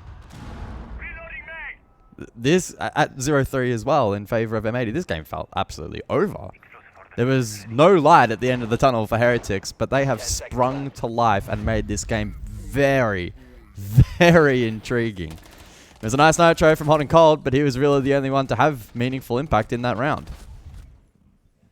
Heretics have flipped this map on its head. 4 rounds running. Can they keep the momentum going against the Munich Major champions? Or can M80, without the timeout assistance of Fabian, turn things around themselves? We begged the question before about when does Fabian call a timeout? You lose this round, it's a guarantee. Absolute guarantee. We go to basement. Basement of Amaru, so I expect quick top floor here from Heretics.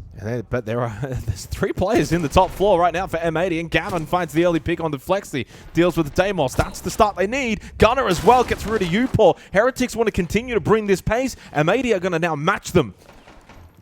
And if they want, they could fall back, play sight. And it seems like that's what exactly they will do. Straight back down server stairs. They've got the 5 versus 3 advantage. You're not going to play into that blitz. Great opening kills for M80.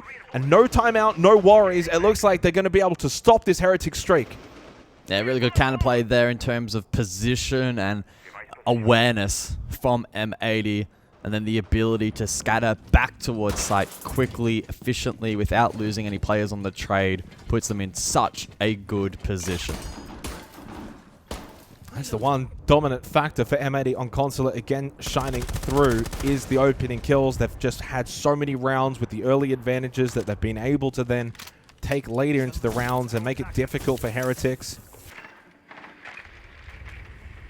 In terms of multi-kill so far, a 3K for Upor and Flexi, a 4K for Grubby, and a 4K for Gunner. Heretics have been a bit better in the multi-kill department. They couldn't surely win this now, 3v5.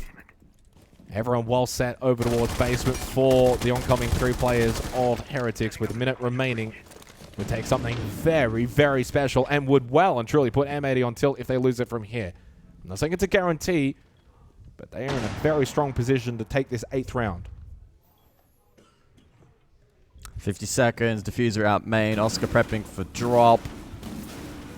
Low percentage for Heretics, here we go. Currently trying to just play a little bit patient. Good turnaround headshot onto diffuser. He's low, so is Oscar. So even though they found that kill, they're still well and truly up against it. Grubby couldn't fully win that battle. Oscar with a pistol, and again, he's found 2 with the pistol. Can Skeptic get involved to help on out? Almost got that kill through the hatch against Gunner. Gavin over towards security, so playing back close to sight with Gunner split. This is possible for Skeptic, but he has to do so quickly. Opts for the fake plant to maybe try and draw out Gavin. Can he push Gavin and then maybe go for a plant inside a cafeteria? Pistol up, 5 seconds, got to get this kill. Around the corner, does get it. 2 seconds, got to get back, stick the plant quickly, and does do so. Gunner will drop and should be able to deny straight away, and he does in M80. Clutch on up. But that was closer than it needed to be in a 5v3. Yes and no in man count, sure, but Gunner, provided he stays above, has such a strong position on Solace that forcing plan is tough. Attack M80. Every single round, we're just making mistakes. Take the other one. You need to fucking layer off. You just wait for a minute and a half. Give them this space. Spread out horizontally. You need to stay into what we're doing. Sean's flank, I just mentioned it, but if Sean flanks, give them some space to activate his flank. But instead we're just dueling and we're dying, and then we're kind of like surprised that we're losing that shit. Reset our heads now. It's 5 rounds in a row, and I think we're just panicking. Relax. These guys don't matter, this game don't matter. We're already through to the playoffs, so just reset ourselves, get back to our standards. Basics is all I care about now. I don't care if we win, just basics. Come on now, I want more than this. This is not good enough from us. We're a much better team than this. Come on, D. Can't disagree with Fabian there, but he loves to get heated, doesn't he? You think back to Munich, where he had the famous timeout asking about whether or not they want to go home. He's not ready to go home. They did not go home. But this, yeah, look, you're right. I mean, I think that always with the where Gunner was playing, easy drop, easy denial. He knew exactly where Skeptic was because of where Skeptic got the final kill from security. Had to be in cafeteria. 4-4. But he is right. It is 5 rounds straight. They haven't really been at their very best. They finally get at least a round, stopping the streak for Heretics at 4 straight. But it's game on into the 9th round. Timeouts for both teams have been taken. And I think also bringing that round back the way that they did for Heretics at least kind of says, all right, well, we're still... We didn't win the round. We haven't continued the streak, but the momentum is still high. Yeah, the messaging as well in terms of this match not being of critical importance and instead emphasizing that they want to get their basics right. Playing like this later in the tournament is when it becomes quick kill. Kino on the pulse. Will get shut down early by Oscar for a quick push down through basement. That is a good start for Heretics. It's just their 3rd opening kill of the match. They've converted on the other 2 rounds. Oscar's really hit the jets here. He's already very deep over towards construction. And for Kino, it's a pretty common spot as well to get information on the pulse, but the Sledge just decided to go for the quick solo entry. Could he get another one? No, M80 will go searching for info. Oscar potentially spotted. He can continue to lurk basement for the remainder of this round, and M80 will need to be mindful of that potential. Well, it is split. So service towers means that for Heretics, with Oscar in that position this early on, that's putting a big threat on the basement bomb site. Yeah, if M80 lose track of him, he can pose some Flexi, questions. Yeah. It is a little warm there. Yeah, Oscar's going to get very bored because he's not going to have to do much more now for the remainder of this round. Skeptic caught by Gunner. You can see his health just tickling down. Finds that one actually on the top floor. And no logic bombs actually on split. It is a big loss for Heretics. You've got defenders that are on multiple different floors and kind of spread around outside of the site. Oscar actually is... Well, he did get bored and he's pushed up Spiral. Oh, almost catches Gunner. And he has a good chance. Got some decent damage into Gunner. And then Gunner gets caught as well by Upor over towards Towers. They maintain the advantage. So E1D goes out from Upor. Diffuser top floor and then 2 basement here for M80. An intriguing setup that could leave first floor vulnerable. It is very vulnerable because there is no on top floor and there's only one player first floor. They're going double stack down below. Gavin catches Oscar. Finally, they deal with the aggressive sledge. And going for the plant now inside of Tellers will be Flexi. But back up into the top floor. Diffuser did not give up on that second floor position. Now, he didn't get traded. Hot and Cold did. But so did Diffuser in the end. So they no longer have that top floor presence. It's only Gavin. Has to make his way up server stairs. But the smoke obscures the vision. Ooh. Plant will go down successfully. And in the end, Upor hits the headshot. Heretics back on their game. Out of the timeout for M80. It's a loss. Wake the fuck! Fabian is screaming at M80 to wake up because they're on the verge of losing one of their stronger maps. I don't know how loud that came through stream, but the fact that we have headsets on through a couple of walls, we are hearing that clear as day. I think it came through loud and clear.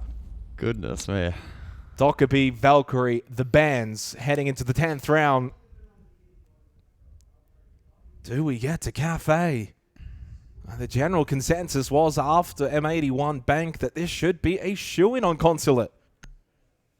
It was 3-0 and it felt, for all intents and purposes, unlosable for M80. Especially, yeah, when it goes up 3-0 on a very strong map for them, yeah, you add that in. Since August, so in the last 6 months for M80, they've got a 7-3 record on Consulate. It's their second map preference. They've only banned it 5 times. It's been banned against them 12 times. They've picked it 6 times. It's a very big map in their map pool. Beat Weibo on it yesterday 7-4, and Weibo are in hot form. Now, this is massive right now from Heretics. And Fabian is pissed. I love angry Fabian. There's just something about it. I just love it. He is content. Upor up to double-digit kills. Quick summary on the 2 maps that have now played out, by the way. And we've got now a tie for top fraggers. Flexi and Gavin, both on 19 kills. And then you've got Gunner with 17, Hot and Cold with 15. And on the side of Heretics, it's Grubby with 16 and Upor with 16. Yeah, Upor has really come alive. But this is what I was saying pre-match. It's the big 3 for Heretics. Flexi, Grubby, and Upor. They're the big fraggers, and they're doing their job.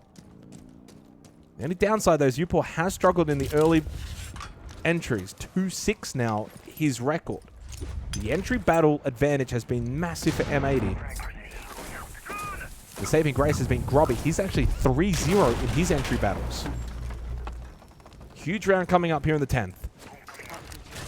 Heretics have won 5 of the last 6 rounds.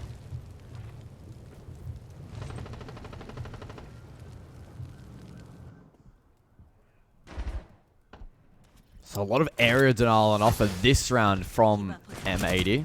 How eager are they going to be to contest early round here as opposed to leaning into that late round denial against the plant condition?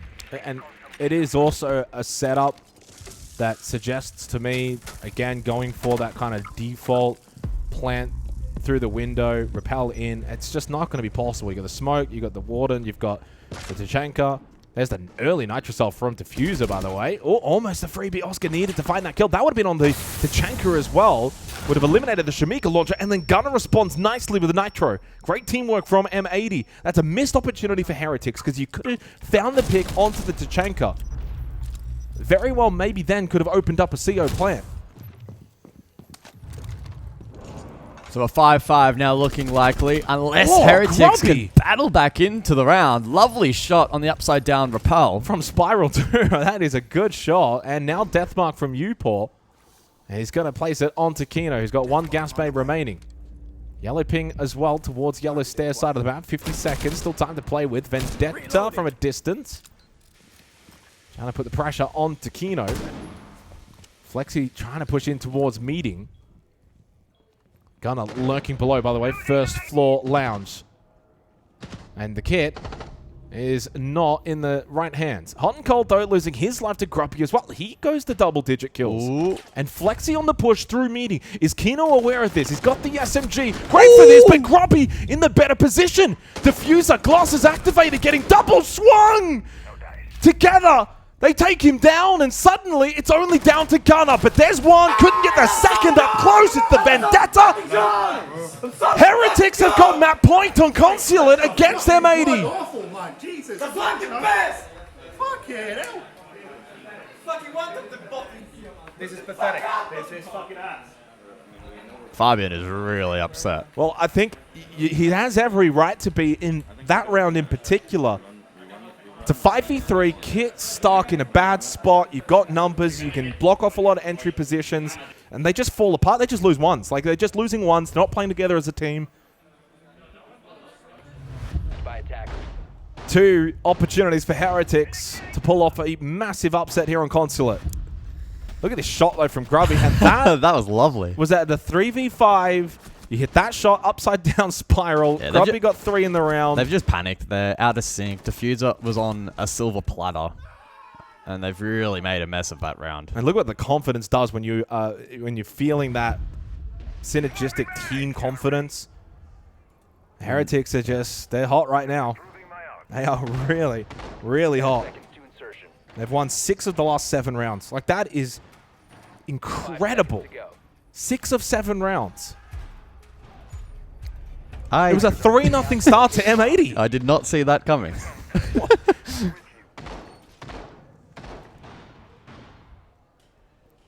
I'm at the point now where go look at these Cafe, of course, stats as well.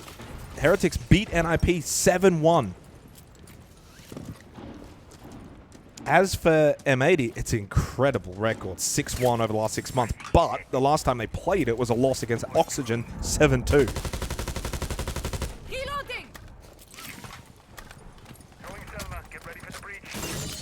Well, is there anything left in the tank here for M80 to try and force overtime? And this, by the way, does not help their push towards a top-seeded spot against Weibo. Which could compromise them for a deep run at this event. Well and truly.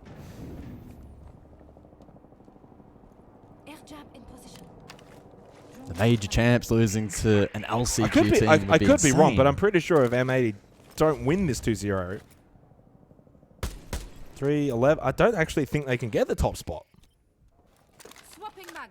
I don't know whether or not to trust your math. Well, the thing is, Weibo beat them, so they've got the head-to-head, and they're already on 11 points. M80's on 4 coming into this game. So the max they would be able to get is 3. If not impossible. So that's 7 plus 4 is 11. And Oscar with the opening pick. Uh-oh.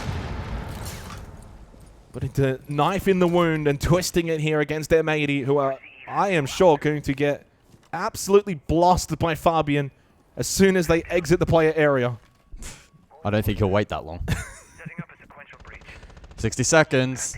Heretics to make the next move. Can they follow up on that opening kill? Yeah, and they've converted every single round that they've found an opening kill so far on Consulate. It's 100% win rate. And Gunner's been one of the stronger members for M80. So Gavin will step up. He finds a big kill back, and it's onto the Blackbeard as well. Skeptic goes down. He's had a rough game on Consulate. Fortunately, though, the others have not. They've been great. Oscar, though, loses to Kino. And so does Upor. He goes down 2v4. M80 finding life in this dark moment. But Grubby entry kill. This man cannot be stopped. 30 seconds. Surely not again in a 2v4 for what was now a 2v3. Kit reacquired. They clear it out. Bathroom, no one there. Everyone on the first floor for M80. playing the site itself. 14 seconds. This will have to be double drop. A chance through the vert. Grubby will fall, get in a bad spot, and this will go all the way here in regulation. 6-5 coming up. M80 bounce back on the brink of defeat. Yeah, Heretics really struggling. Lack of information really late to aid in that clutch attempt, and M80 unfazed. Making clean work of that. Basement, yeah, they're probably going to go basement guys. Maybe zero. Okay, that's okay. Basement the call, and basement it will be. Good read.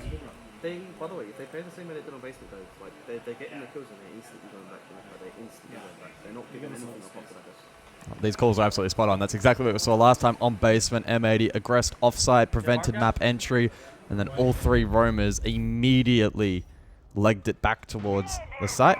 Well, actually, they did initially pick basement, but I've also been baited. A late switch here to second floor for M80.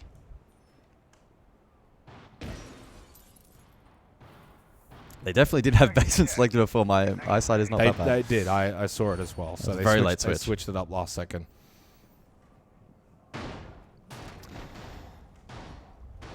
Well, this is it. 2 opportunities for Heretics. Make it now 1. I thought maybe at that point when Grubby got that, brought it back to a 2v3, but they were just so low on time.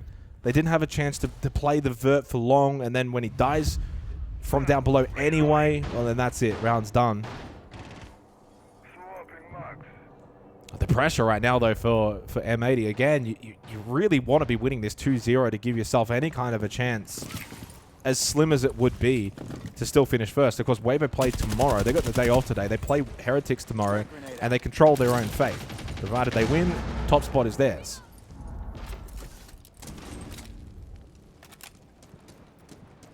$11 kills for Uport and Grubby. 9 for Flexi. Early Candelas here from Skeptic, although just the one thrown in, along with a smoke as well. The Diffuser taken to half health. If they can deal with that Warden early on, that'll be a big help for Heretics. Yeah, they might be trying to draw attention over towards CEO for a late admin pivot. That hasn't really been the case. It hasn't changed the structure of this defense initially all too much. Oh, yeah. Look at those yellow pings. Yummy, yummy from the drone. But if they got anything to flush it out, frag grenades, yeah, but you have to cook it really, really well. Gunner taken low, forced out of that position. Trapped. Stuck inside of managers and on a very small amount of health. They've done a decent job to poke and prod. The health of Gunner low. Diffuser at half health. He tries to make the dash across. No, doesn't work. Goes down to the gas babe from his own teammate. Gunner's dead. Opening kill technically for Heretics because of the TK. Guys, it's a big misplay. Whoa. That is a massive misplay. Gunner could have stayed there, wasted time. Also, Skeptic going deep. He has the diffuser, mind you. Into bathroom, throws out those Candelas. Still has a smoke available as well. They ring out. Still over a minute left. They can pull back the pressure if they want, but now those Candelas are gone. Hot and cold. Inside a CO. The rest go down. Cafe is now looming. M80 on their map of Consulate are going to fall at the hands of an LCQ team. Heretics have taken Consulate away from M80 and forced map 3.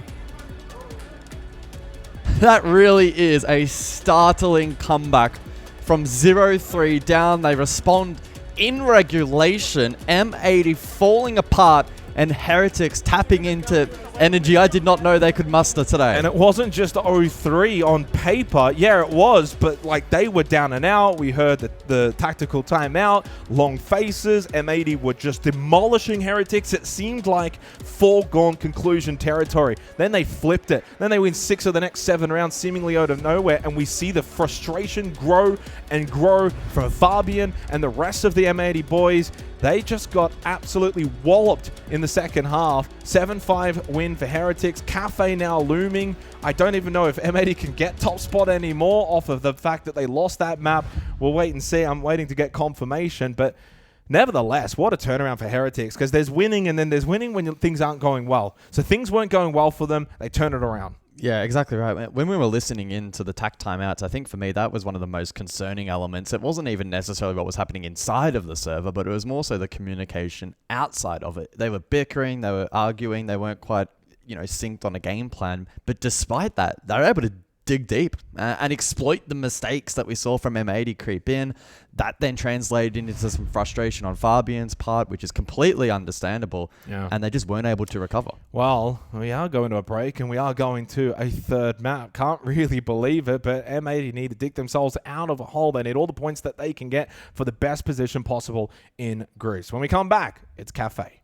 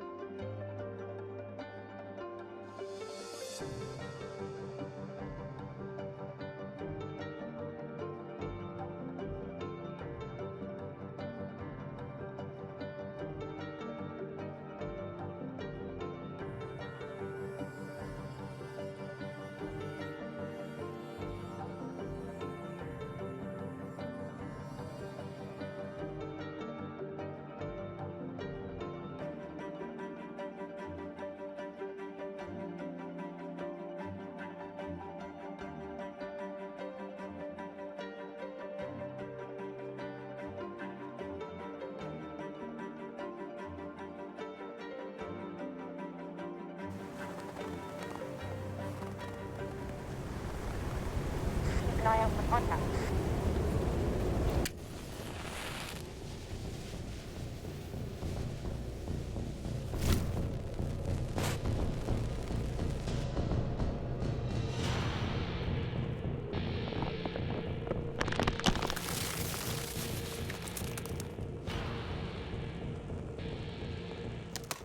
Available now.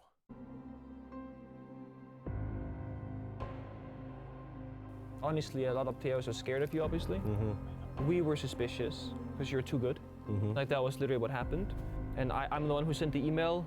So, like, I'm the one who did it. That's the story, right? None of us really thought that you were legit back then.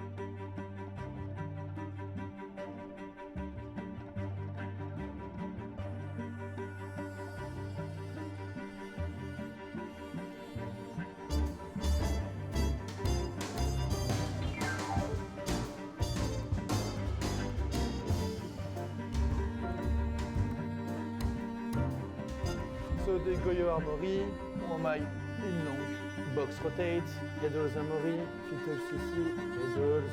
I will put it like this, but it's basically headers and rotate. And about the agility, the Wamai is playing around east, so he's putting the Wamai for himself. The recruit is putting wire on metal and wire stairs in case 5 per square. So Ash is going to spawn here, and it's going to throw an Ash here on the table, because you can break the Goyo, like if you throw an Ash. So really fast, he's going to throw this Ash and already break the Goyo. Glass is going to come here with the Blitz to do the plant, and Thatcher here on the window. Ash comes here and break the other Goyo on the window. And then Ash is going to enter below with the drone that Capitan, that's going to play here, is looking for her. She enters below, placed there, just to guarantee the C4s and stuff like that. And on the time of the plant, she's going to climb the metal stairs. Yeah. Glass is going to smoke here with the Blitz, so 4 smokes, they're just going to spam smokes. And Glass is going to come here, push, and kill the guy doing C4, maybe kill the guy on armor as well. Capitan is going to throw a fire here on this position, that's very common, and a fire here. Ash is going to push the stairs, and Blitz is going to plant right here because it's not really common. And if the guy can throw a C4, but you have Thatcher, so it's really hard, maybe Blitz is going to tank it. So that's it. We can go next round. No, I mean, that's actually really good. And I guess when the Ash is destroying the Goyo, you just open his door, you open the other side, so you basically can't guess you will do this. And then after the Ash pushing up metal, if you don't expect this, then the round is literally over from there. We don't have smoke, we don't have warden, we are dead. So yeah, no, I think by far it's Felipox round this one. Thank you, bro. You won this time.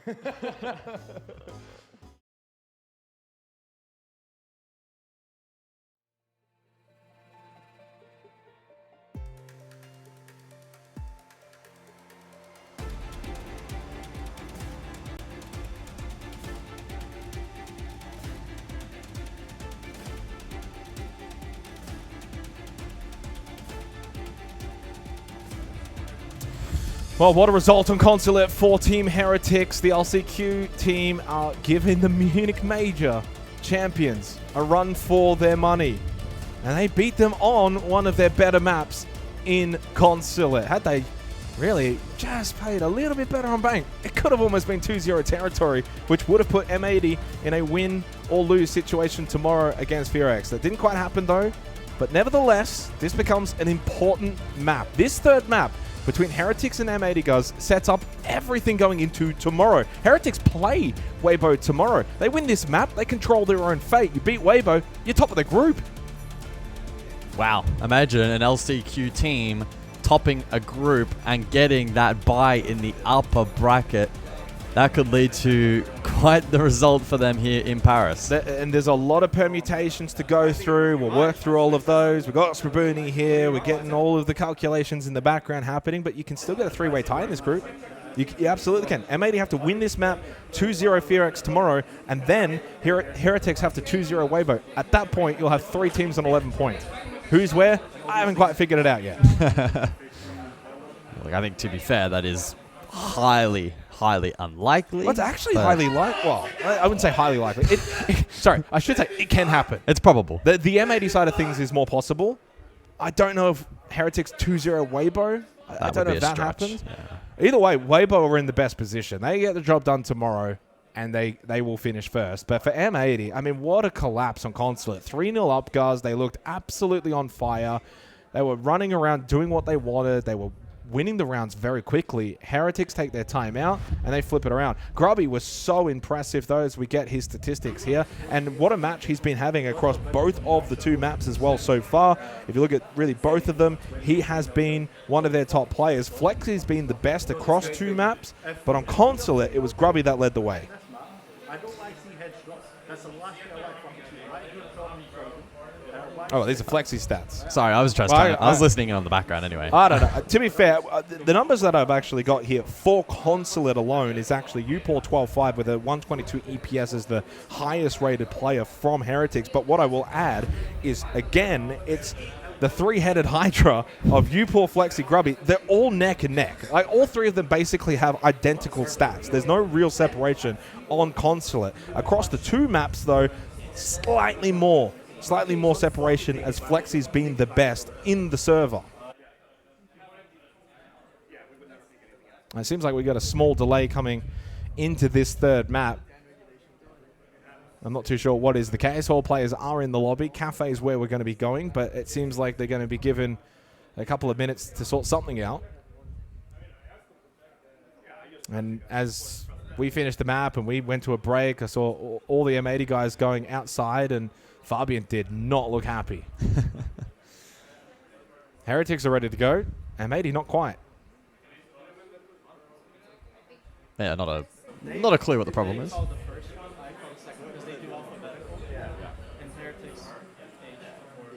It seems like it's a admin-related decision, something around coin tosses. Interesting. Always Fabian, of course, that wants to make sure everything's by the book, and yeah, fair enough. And absolutely has every right to do that. Coin flip, of course, relevant in terms of starting sides here for the deciding map, and that can be pretty influential. Either way, though, this group has really, really shaped up to be quite interesting. If you recall, sorry. You guys lost the final map coin flip, and they remember that they won the final. Yeah, that's fine. Is it Yeah, okay? that's fine. Thank you so much. Okay, but then what do you want to pick? Wait, They won. what do you want to pick as? Oh no! Oh, no. We've had to cut the feed. Defense as overtime. Overtime defense. Okay, I think it's just a clarification thing. I think there might have been either a slight mistake or just re-clarifying. Either way, I don't think we're too far away from getting in. But Group A, you recall, when we got the groups and were announced, everyone was like, well, M80 is just going to walk this group. And Weibo might just follow behind them. And Heretics, NIP, Fearex will fight to maybe try and get out. It's not gone to script. No. M80's found themselves in a dogfight.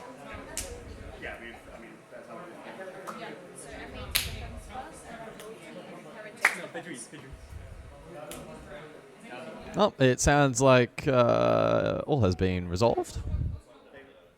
And we shouldn't be too far away from kickstarting this deciding map, which could send ripples throughout how this particular group shapes up and therefore the playoff bracket. This is interesting because it says M80 are defending, but on the admin sheet that I've got, it says Heretics should be defending. So it seems like it's changed. Okay. I don't know. I'm sure we can just ask Fabian after the fact. Well, either way, yeah. And I've got M80 defending in overtime, if necessary, if it gets there. We'll have to wait and see as Cafe is loading on up, and the social predictions heavily in favor of M80. That's quite nice for them. Oh, because it's 69. It has been the theme of this event, Jake. Well, it has been quite nice for them to have the favorites. Either way, let's get into the third map.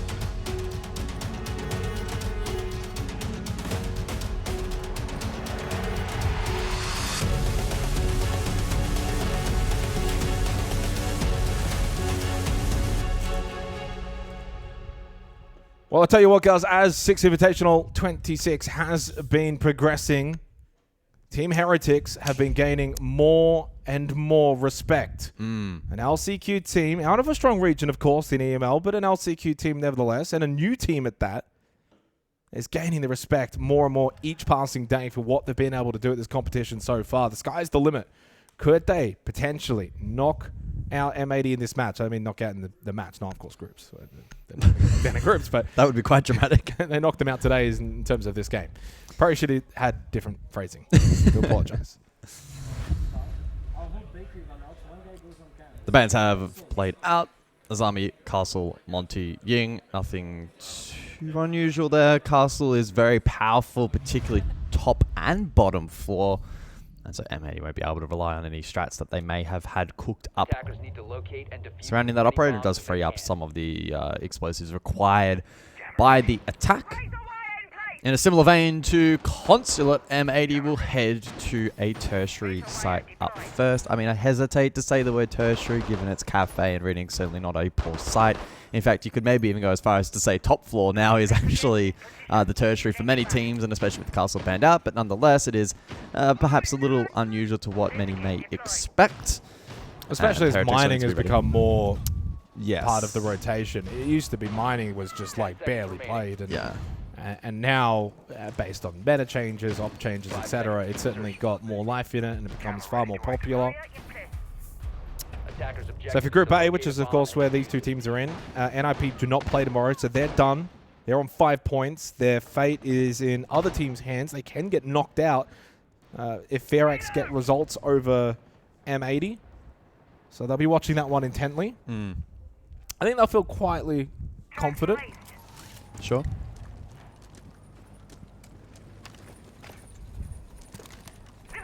Of course, for the permutations of what this particular map then throws in terms of curveballs, regardless of all of the calculations, the simple fact is, Weibo win tomorrow, they're your #1 seed out of Group A. The rest doesn't matter.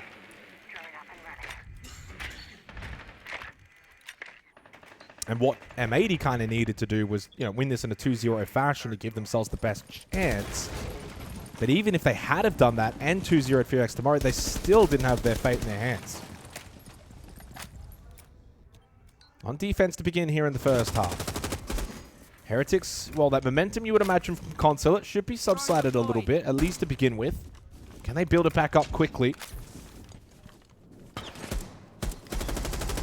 Grubby looking for the early engagement in the battle over towards Cocktail against the DMR of Diffuser. Here's a risky one. Diffuser not really firing back.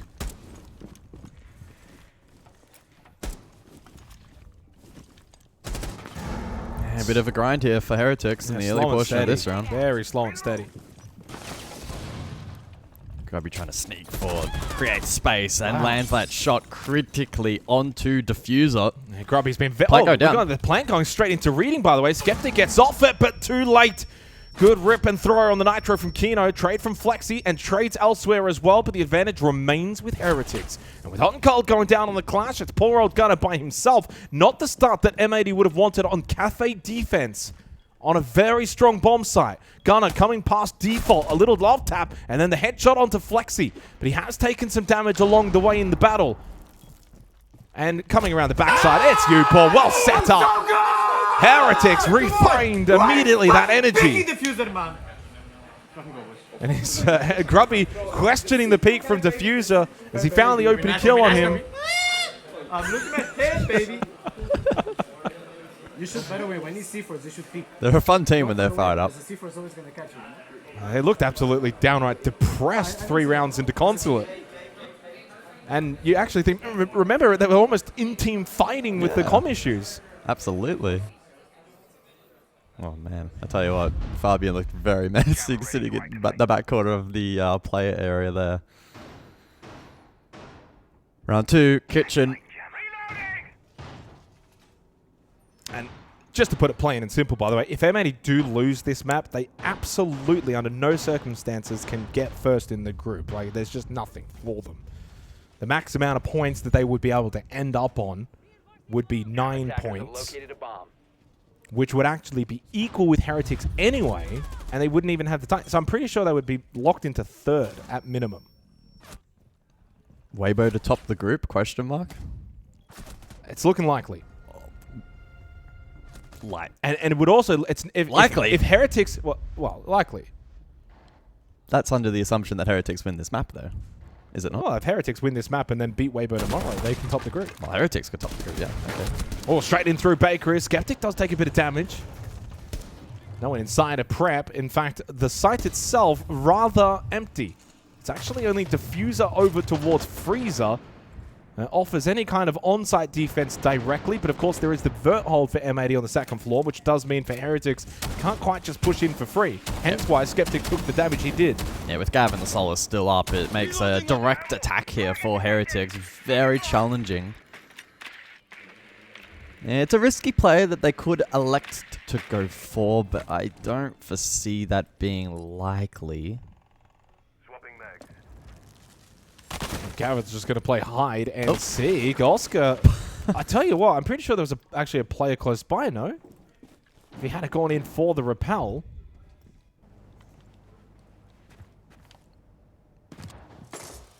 Do they just lurk into something? Maybe they do go for it. I don't think it's the right play.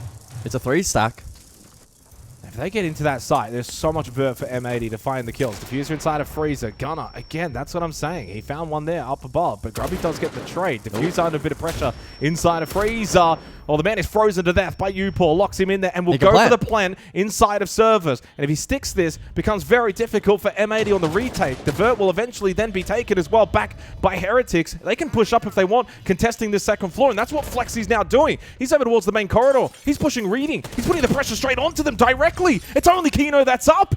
Heretics have been able to storm into Kitchen, get the plant down. Kino, you don't even really have much time to go for this revive. Once you confirm it, then there's going to be very little time left in the round. He's just not moving quick enough because of it, and then dead anyway. Gavin's now the one up on 1 HP. No time. This is over. It's 2-0 to Heretics to kickstart the third map. Let's go! Nice gap finding skills, baby.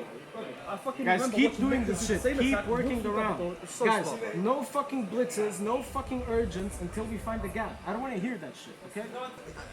Adam, you died. I sprinted in, I destroyed the guy on verse and went back. Yeah. It's all smiles for Heretics, but honestly, still good communication in the terms of let's not get carried away. We're not blitzing in for the sake of it. If we find the gap, we go. And there was a big gap on that first floor. It's a very complex defense to be executing against an LCQ team, and I don't mean to frame that disrespectfully against Heretics, but you need to play it incredibly well for it to pay off. Diffuser had to find value side. Too many parts of that defense fell apart. Then, of course, not in position to deny plant because Heretics actually, to their credit, played it incredibly well. Correct plant position, good flood sight.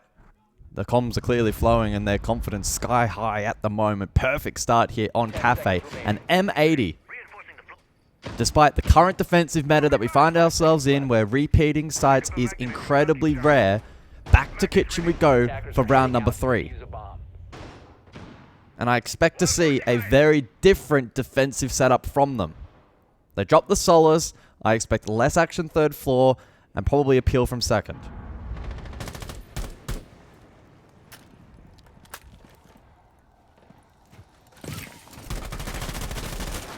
Yeah, and what's going to be fascinating to watch is the fact that we're getting a repeat bomb site, guys.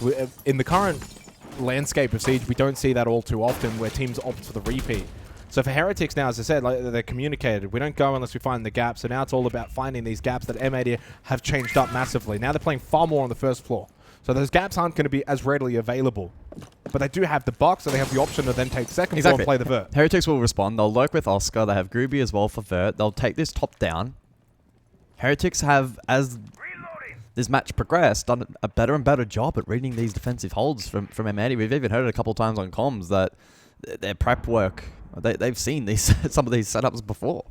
So I don't think Heretics are going to be all too uncomfortable having to play a different, varied play style on this follow-up attack. This is pretty old school Cafe now. Kind of taken low. Still has the 3 gas babes in hand over towards Kochak. Now has rotated to reception. It's Heretics that are the ones that are playing the tempo right now, and M80 are the ones that are reacting to it. M80 are not being able to control this game of Cafe at all in the opening 3 rounds. Soda Canister, by the way, has delayed the freezer hatch from being opened up. I will say I'm very intrigued if this does come down to a plant denial situation. How do M80 shape up? No Echo, no Maestro, no Thorn. Arguably 3 of the biggest influences against that win condition, so strong in this current meta. Minute on the clock. Heretics still with options and avenues available. They have the Sense prepared. That one, well, not quite hitting the mark, but others elsewhere to facilitate freezer drop. Utility to be deployed. Is it go time for Heretics? Upor straight down, and he can't quite win the battle against Diffuser. Diffuser hits the headshot and stops the rampaging Upor. Another opening death for him in this series, but Flexi finds the trade onto Gunner. Heretics now trying to just push on through. They know they're low on time. They have no real option but to try and take these gunfights. No one inside of VIP, but you do have Kino over towards Bar. He's got a Nitro. In pushes Oscar. Double push through Freezer. Now is Skeptic, but he gets tagged up. Not the time for the frag grenade, though, Oscar, and they've lost Flexi. So it's only the 2 players inside of Freezer. And they get collapsed upon. And M80's defense much, much better there in that round. Testing the fundamentals a little bit better in that round. M80. Build-ups against these guys are good, but let's keep trying to clear all the utils so we can actually split on the way. Like I said, what's working is splits. Yeah, we did a split. Yeah. I think maybe.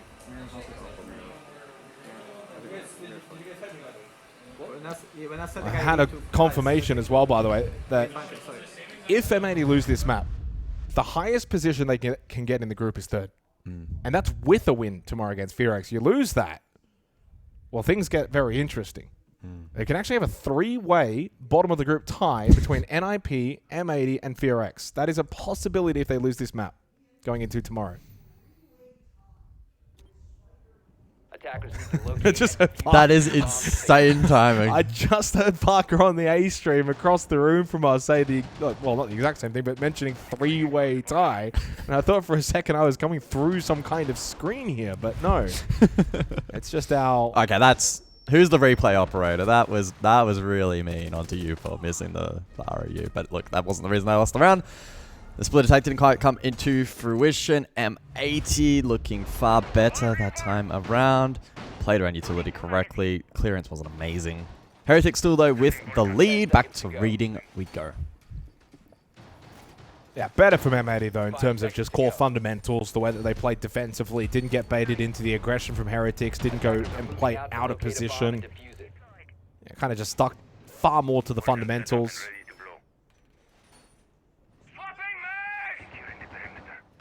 Flexi with 26 kills leads everyone in the series. He's the closest to a 30 bomb. 122 EPS. Man, what a tournament he's had so far.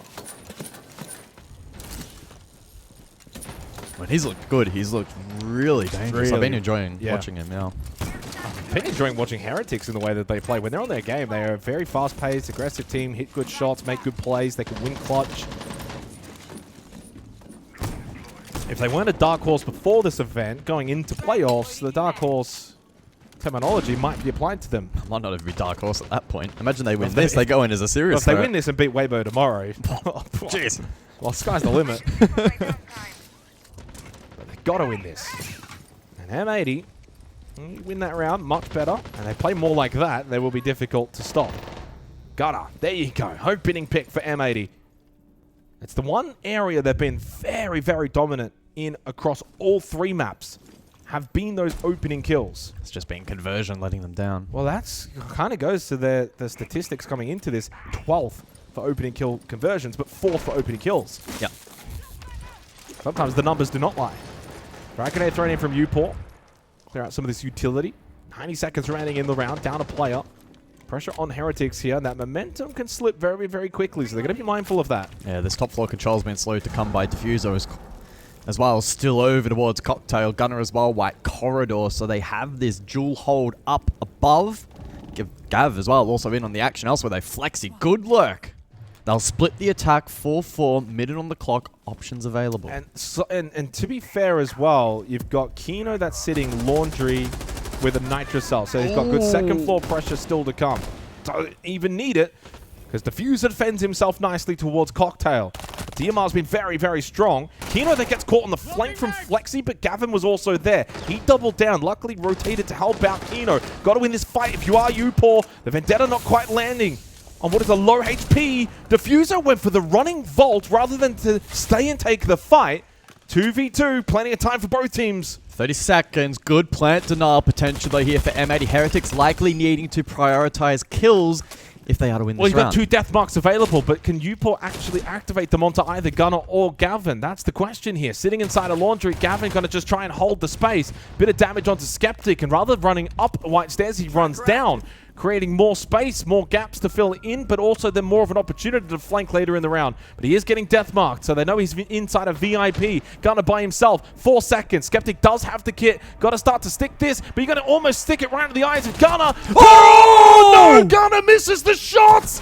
Here comes Gavin! Will he have the time, though, in the 1v1? Yes, he will! Gavin does it again! I shitted on you. Oh, boy! No, you guys played that good. Gunner with the sigh of relief. That guy actually just heard around somehow. Did you hear what Gunner said? He's like, that guy shit on me. I was holding Hori, but he came from the angle I wasn't holding. I mean, he played it well to wait and target the opposing player, but lost that fight. And then Gav again with another big clutch here in Paris. But we also, and this is the unfortunate side of things, we don't get to hear the comms, although I'll hold this point until this timeout because we might get to hear something here.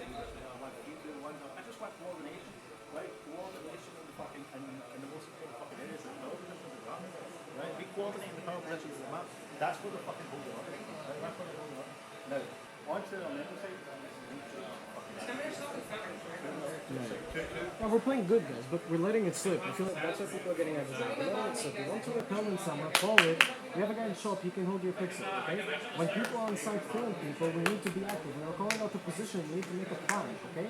Not wait for somebody else to make the plan. We need to make the plan. That's how we won the first 2 rounds. That's how we won Consulate. And that's how we're going to bring it back and win this fucking attack round, okay? Can I get a fucking word from you as well? Let's fucking go. Fucking send it. Fucking send it. So 2 points. What I was going to kind of touch on is the fact that for Team Heretics, they're in a position where they've already got 2 attacking rounds, and Cafe is the most defender-sided map at the tournament. 66% defensive win rate. So the pressure's not really on them because they started so well, but you even heard it in the team comms. Momentum's kind of slipping a little bit. I mean, I just love the closing statement there from the team, which is just send it. Just send it. It worked effectively on Consulate. I think disrupting the structure of M80 is their best potential in being able to win this match. This clutch from Gav, really great. Super calm in the clutch. Even though Gunner doesn't get that kill because of his positioning, he knows exactly where the plant's going down. He would have calmed that over to Gavin as well. So Gavin then knows he can go laundry, find the angle. So we probably don't get to hear that. I imagine full well Gunner's called that though. That wouldn't happen in a ranked game though, because probably that player would be tilted. Well, exactly. Gunner would have been like, desk slam, swear word, and then Gavin's like, I don't know where the guy is now because you haven't said anything. But 2-2, again, if Heretics get a 3rd attacking round, that's a win in the half. Yeah. So they've got 2 opportunities to do that. M80 really need the 4 defensive rounds. Okay, and Heretics, again, statistically are a very good defensive team. Hot and cold, fitting info on the polls. Gunner to look for a play, but Impact to rotate out. We go to mining now as well, guys. So first time we see this. Again, far more common in the meta these days.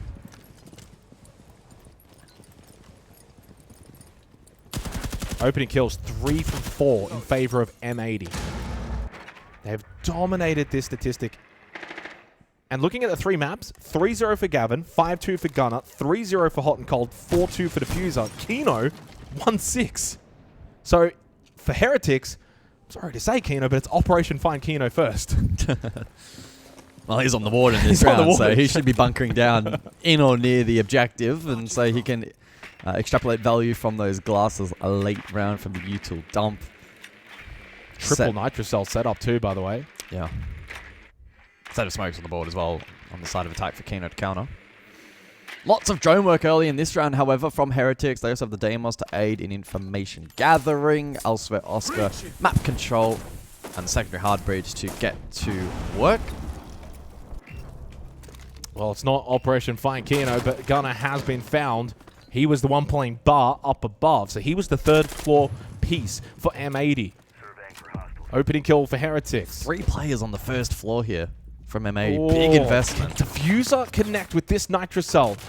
They want to play off the pulse. They've got the nitrocells. This is a big part of their game plan for the round. It's thrown by a Diffuser, but not exploded. Probably waiting for a cue from Skeptic if I had to guess. May not come though. Skeptic right now over towards Lounge. Still holding. By the way, there's 30 seconds left. There's not a lot of time here. He's going to be detonated by Diffuser, so it doesn't net anything, but it means that we're going to get into a point of the round where Heretics are just going to have to send sight, use their numbers advantage, and overwhelm the defense, but M80 have started to move positions around. Kino has been able to slip over towards Pillar, got traded by Grubby. Skeptic went for the plant, but he can't. He's getting aggressed upon. He now needs to fight. They lost Upor to 2v3 in favor of M80. Heretics have left themselves little to no time. Down below the pulse, Hot and Cold. This is a big counter. There's not much Skeptic can do. Sits in the corner. 2 seconds. You got to stick it. You got to get on it, and he doesn't matter. because the Nitro was coming his way. Heretics fumble the bag at the end of that round.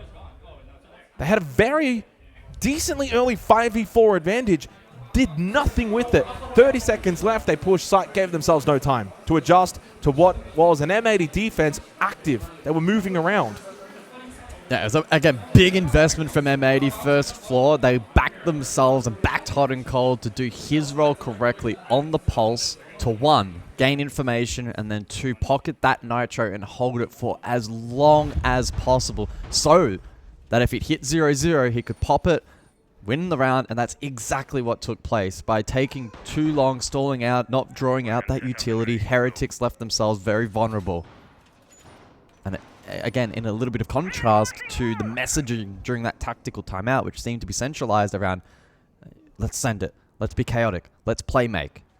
They spent a long time establishing that vert and struggled really to get value from it. Happy days for Fabian and friends, but they need that 4th round. Even a 3-3 half here will put then M80 in a difficult spot going into the second half where they will need to be very good on their attack. We head down to the first floor. It's Kitchen once again. It's been won by both teams. A 1-1 record here so far in the first half. Heretics won it in the second round. M80 in the third. And also a rare missed opportunity for Heretics where they've been very good on their opening kill conversions. In that round, Skeptic, of course, found the first pick on the gunner. They don't convert.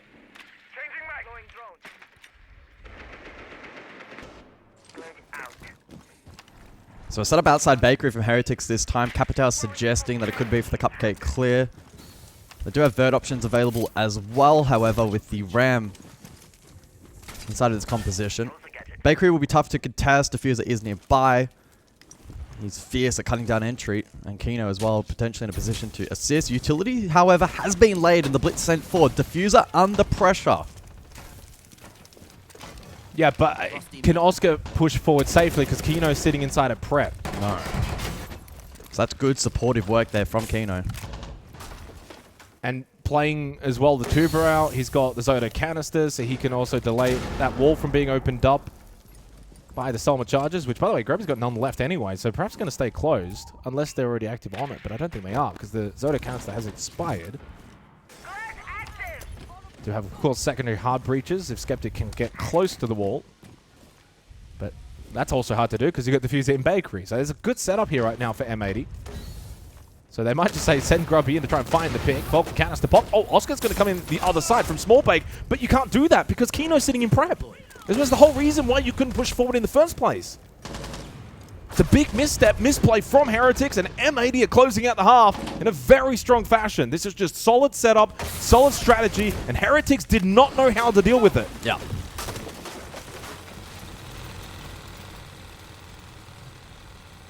That's really good work from that duo. Strong defense. They could have gone second floor, play off of the Boogie Auto breaches of Flexi, play top down. Let's fucking go. Come on. That's how we do it. That's how we play. That is our team. Every round. That is us. See?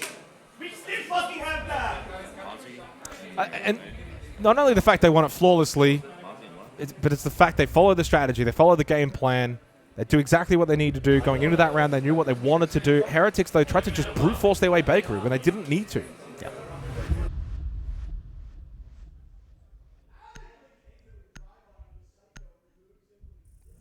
So the second half then sets this up though nicely. It's tantalizing. It feels like there's still the potential for Heretics to play spoiler in this particular match, and by doing so, turn the group on its head. But 66%. They need to dig deep, however. They are, of course, trailing. Defense is not assured on any map, not even Cafe, despite what the numbers may suggest. So the three sites, Bar Cocktail, Fireplace Mining, and Fireplace Reading, are all above a 70% defensive win rate. Kitchen is close to a 50% mark. Right. So, and that's from 5 matches played here at Six Invitational 26. And you couple that coming into this series, Heretics 4th, with a 72% defensive win rate. So statistically, as we kind of set up going into the second half, this shouldn't be easy for M80. Now, it may end up be, they could win the next 3 attacking rounds straight, and we're sitting there thinking, oh my god, what just happened? But at least we're setting the tone here is that Heretics should be strong defensively here on Cafe. They started so hot with those 2 attacking rounds, and to the credit of M80, they locked in.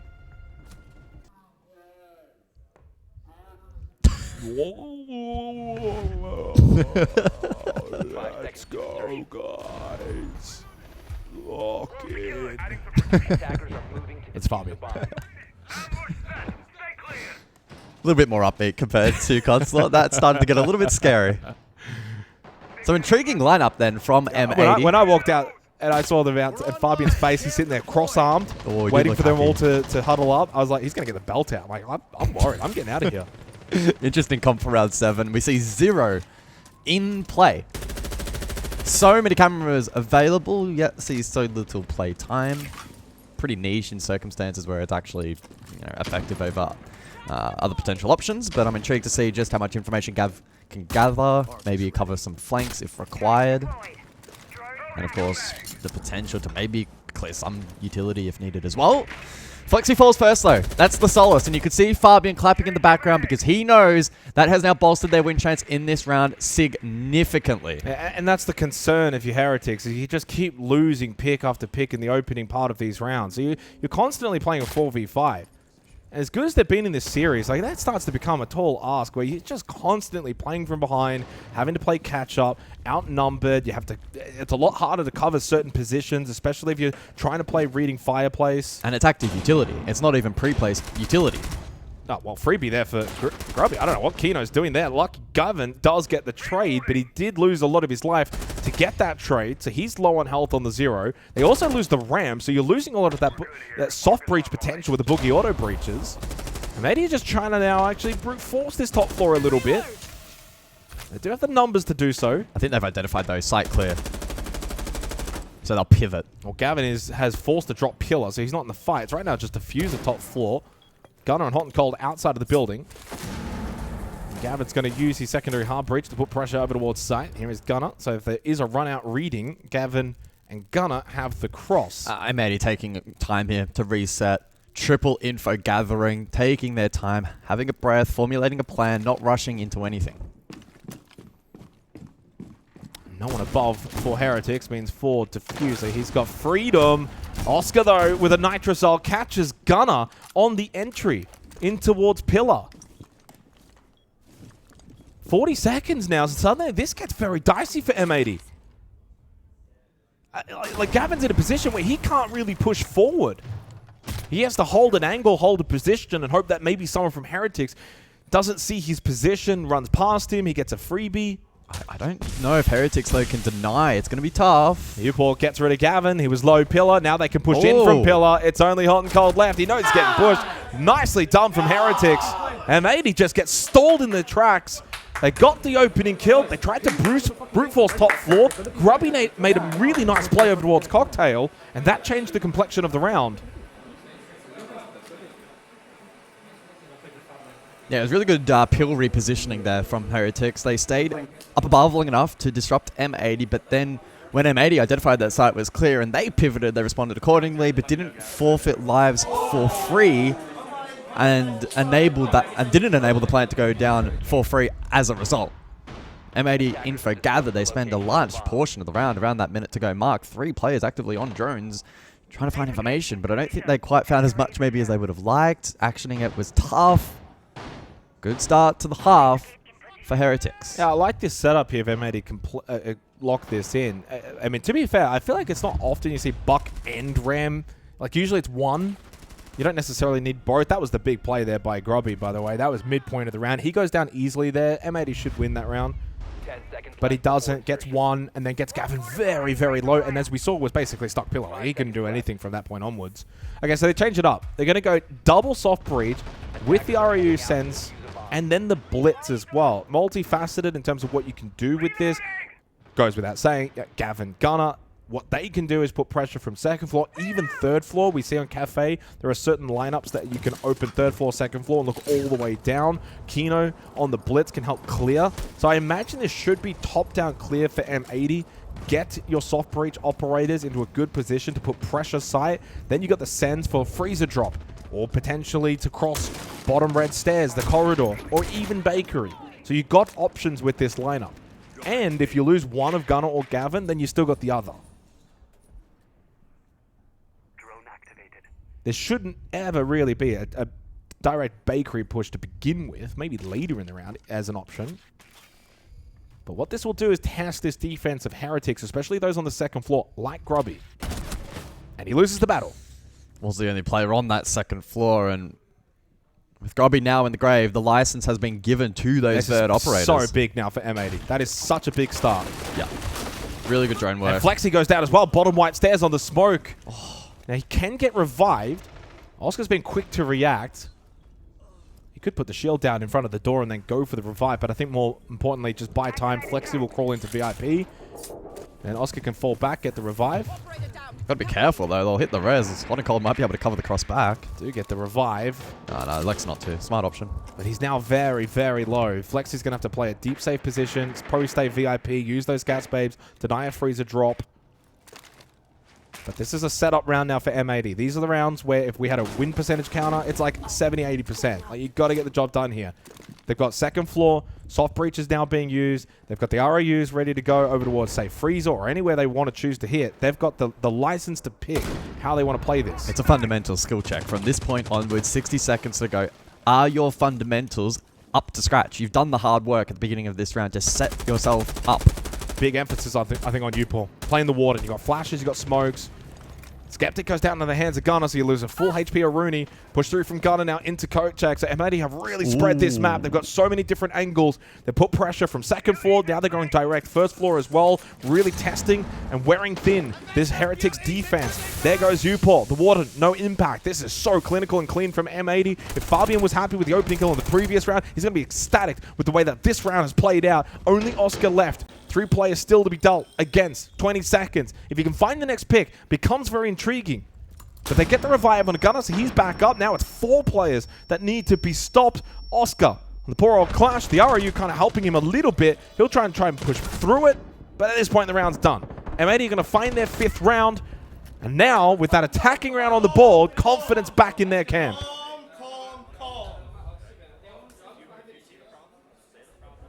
And rotate. Just say you're rotating.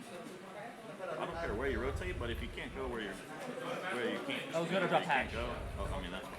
Yeah, that's what I thought I was gonna do. So. Really solid round from M80. I think I'm gonna pay Probably not a lot of question marks for Heretics, because as the man on our screen we're watching, Grubby wins that fight against Diffuser. They got second floor control. It changes the complexion of the round. Not entirely down to that 1v1, but a big influence. Yeah, absolutely. And it's not Grubby's fault by any means. That's just a straight 1v1. Yeah. Caught a bit of an unfortunate timing. Didn't have the greatest position. And then M80 from that point onwards, they just go through the checklist really, really nicely. A lot of pressure on that defense. Gunnar given the license to get to work, wins his duels. And then the execute with the sense was rather nice. So a 2-round lead. Yeah, you could just see in the Grubby, replay that hits the neck, I guess. Slight overshoot because he's not really expecting the fight. Yeah. There's the swing to clear and then there's the swing to shoot, and he went for the first, which is fine. Probably wasn't anticipating Diffuser to already be kind of deep reading. That's a big kill for Diffuser, and that's his job. When you're playing the gridlock there in that round with the other operators in play, your job is to be a bit more aggressive and take those fights.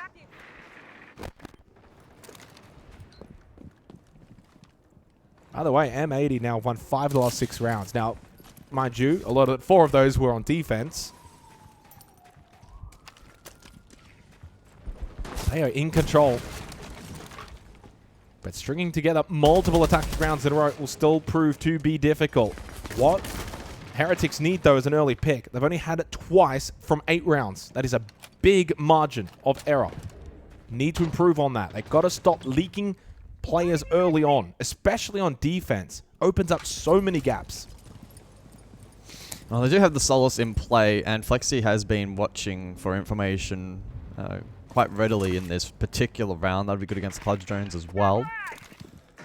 Logic Bomb, though, to be deployed here from Hot and Cold. Can M80 take a little bit of ground off this? They could go quick here. It's a triple stack up top floor on a mining site. And Grubby is going to fall to Hot and Cold. There's another opening kill. DMR too strong. Jump out. The jump it's out. Clash. It's the clash from Oscar. has forced him up onto the roof. Oh, he's in an awkward position. Oh, my goodness, Oscar. How is he alive? He's in a world of hurt. Oh, he's going to get out. He's actually going to get back in. Well, he's delayed a bit of time. He's been a bit of a nuisance, but the site is vulnerable still. That's the main threat for Heretics. I can't believe he's managed to stay What alive. have I just watched? I have never seen that. Flexi was hoping to maybe catch a timing there as M80 might have turned their attention back over towards site. Logic Bomb activated by Holton Cold. That's his second and final one. Still one Candela available for Kino. As Oscar disrupted them just enough to buy some time for others, for Heretics to get into good positions. They've got no Nitrocell. And Holton Cold just walks straight on through. They're creating carnage in the site. Upor needs to win this fight. The Aruni in the corridor. The flash to go out. Plant going down in mining. Gavin wins that battle. And at this point, the round seems done. As strong as Heretics have looked so far in this series, M80 are getting the job done here on the third and final map. It's flawless. Really good, man. 3 match points for M80. That is good calling.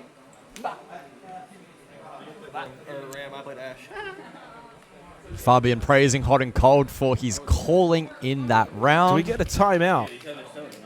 Do we? I think at this point you kind of have to. Well, it doesn't seem like we're going to get it, unfortunately. Well, I mean, maybe after the bans. Dockerby Solus will be the bans. Already used, apparently. That must have been quite a while ago, because I don't remember it either. But when did Heretics call their timeout? Not sure. Ah, it was before round 5, apparently. It kind of makes a little bit of sense. The reason why it's a little confusing as well, sometimes when you're attacking in Cafe, you already got 2 attacking rounds on the board. You can probably say, in hindsight now, it's easier to say, I would have saved that timeout for the second half for situations like this. Yeah, this was a highlight play. Oscar looks so calm. He was the last alive, funnily enough. I don't know how he was able to get out of that position, but that's a head scratcher. Yeah, I credit to M80 though. They've been really locked in these last 2 rounds. There's a 3-4 scoreline. Heretics had won the first defensive round in the second half. That kind of then sets the pace, sets the tone that they're going to be difficult to beat defensively. If I'm going to be honest though, again, what is really hindering them are these opening kills. Like 9 rounds played, you've only found the opening pick twice, and you didn't convert on one of those rounds. They've also had no multi-kills in this map. Diffuser, Gavin, and Kino have all had a 3K. So the firepower has gone out. You're not winning the early battles. And dare I say, M80 have just been far better here on Cafe. The first 2 rounds for Heretics, and then that's it. It's been all M80 since then. 6 of the last 7 rounds. The contrast is not lost to me. It's very similar to what we saw in Consulate. Quick M80 start, then Heretics dominated. Quick Heretics start, now M80 have been dominating. 3 opportunities to close this map out. Could be posturing for...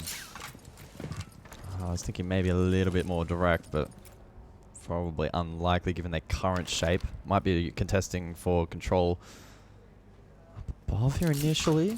I wonder what this YouTube belt from Hot and Cold may be. Third floor of the target. Flash dump. And repel in for Kino. He'll lead the way on the Deimos to clear out Cocktail. But no. Opts to go towards Parther, and he gets the kill onto Upor. A quick little pivot from Kino nets him the pick. Once again, it's M80 that are just able to walk into the building and find an early kill. Flank from Grubby. Tucked in left corner, but up close right as well. Perfect comeback from Gavin to help out. Diffuser was stuck in the corner. He was low. Grubby had his eyes set for that kill. Dancing around the frag grenades. Flexi does nothing. M80 on the verge of flawlessly finishing this off. They do so nicely. Pretty comfortable on Cafe in the end for the Munich Major champions. And while finishing first seems very unlikely. With that map win, still technically a possibility. It does require many, many permutations to go their way, but they're more than happy to at least just end the day with a win. Double digits for Gav. 10 kills across 10 rounds. Another stellar performance from a player who has been key for them so far in Paris. But I think taking a step back and looking at the team as a whole and the way in which they played, much, much better on Cafe. And I think also the ability to bounce back from the shocker that was Consulate. That's the kind of fortitude that will serve you well at an event like SA. What this also means for Team Heretics is the only way for them to be able to finish first in this group is a 2-0 tomorrow against Weibo. And I don't think that is a likely outcome. Could happen. Will it happen? We'll have to wait and see for tomorrow and for them. No love lost, though, for Team Heretics, especially after what they did on Consulate. I think also going all the way back to Bank, which feels like a lifetime ago. The 7-3 scoreline actually was the one scoreline I would say in the series that really did not probably showcase actually how close that map actually was. Yep. Cafe, I think 7-3 feels about right. That was a very dominant finish for M80. But ultimately, again, I think for Heretics, they continue what is proving to be a very strong Six Invitational. For M80, a bit of a bounce back, but clearly just still got to shake the cobwebs off, right? Like, it's a bunch of 2-1s. This is going to be their third 2-1 performance, twice winning one, losing the other. So they haven't been able to have like a big statement result. Yeah, definitely room for, I would classify it as refinement for M80. We know what they can be at their very, very best. If they can tap into that more and more as the tournament goes on, they will be well served. As I mentioned, Gav, 10 kills on Cafe. He's actually the MVP of the series, averaging over 10 per map, finishes on 31. Some big clutch moments again. Phenomenal from him. Poor old Skeptic, if you look at those numbers, 7. Yeah, rough day at the office. But still, we kind of saw that trio still activate to an extent for Heretics. So I think for the remainder of the event, they'll continue to be a threat. That's the big point. I think that trio, Plexi, Grubby, Upor, have been really, really good now over multiple matches. So it's not like a one-off for either of them. In fact, it's been all three of them pretty much continuously performing. For M80, again, a lot of things need to go their way if they are to finish first in this group. But more importantly, upper bracket will, of course, be secured with this result against Team Heretics. And while it's not back to the drawing board, I think for Fabian and Co, they know they've still got some work to do. But that's why we have group stage before playoffs.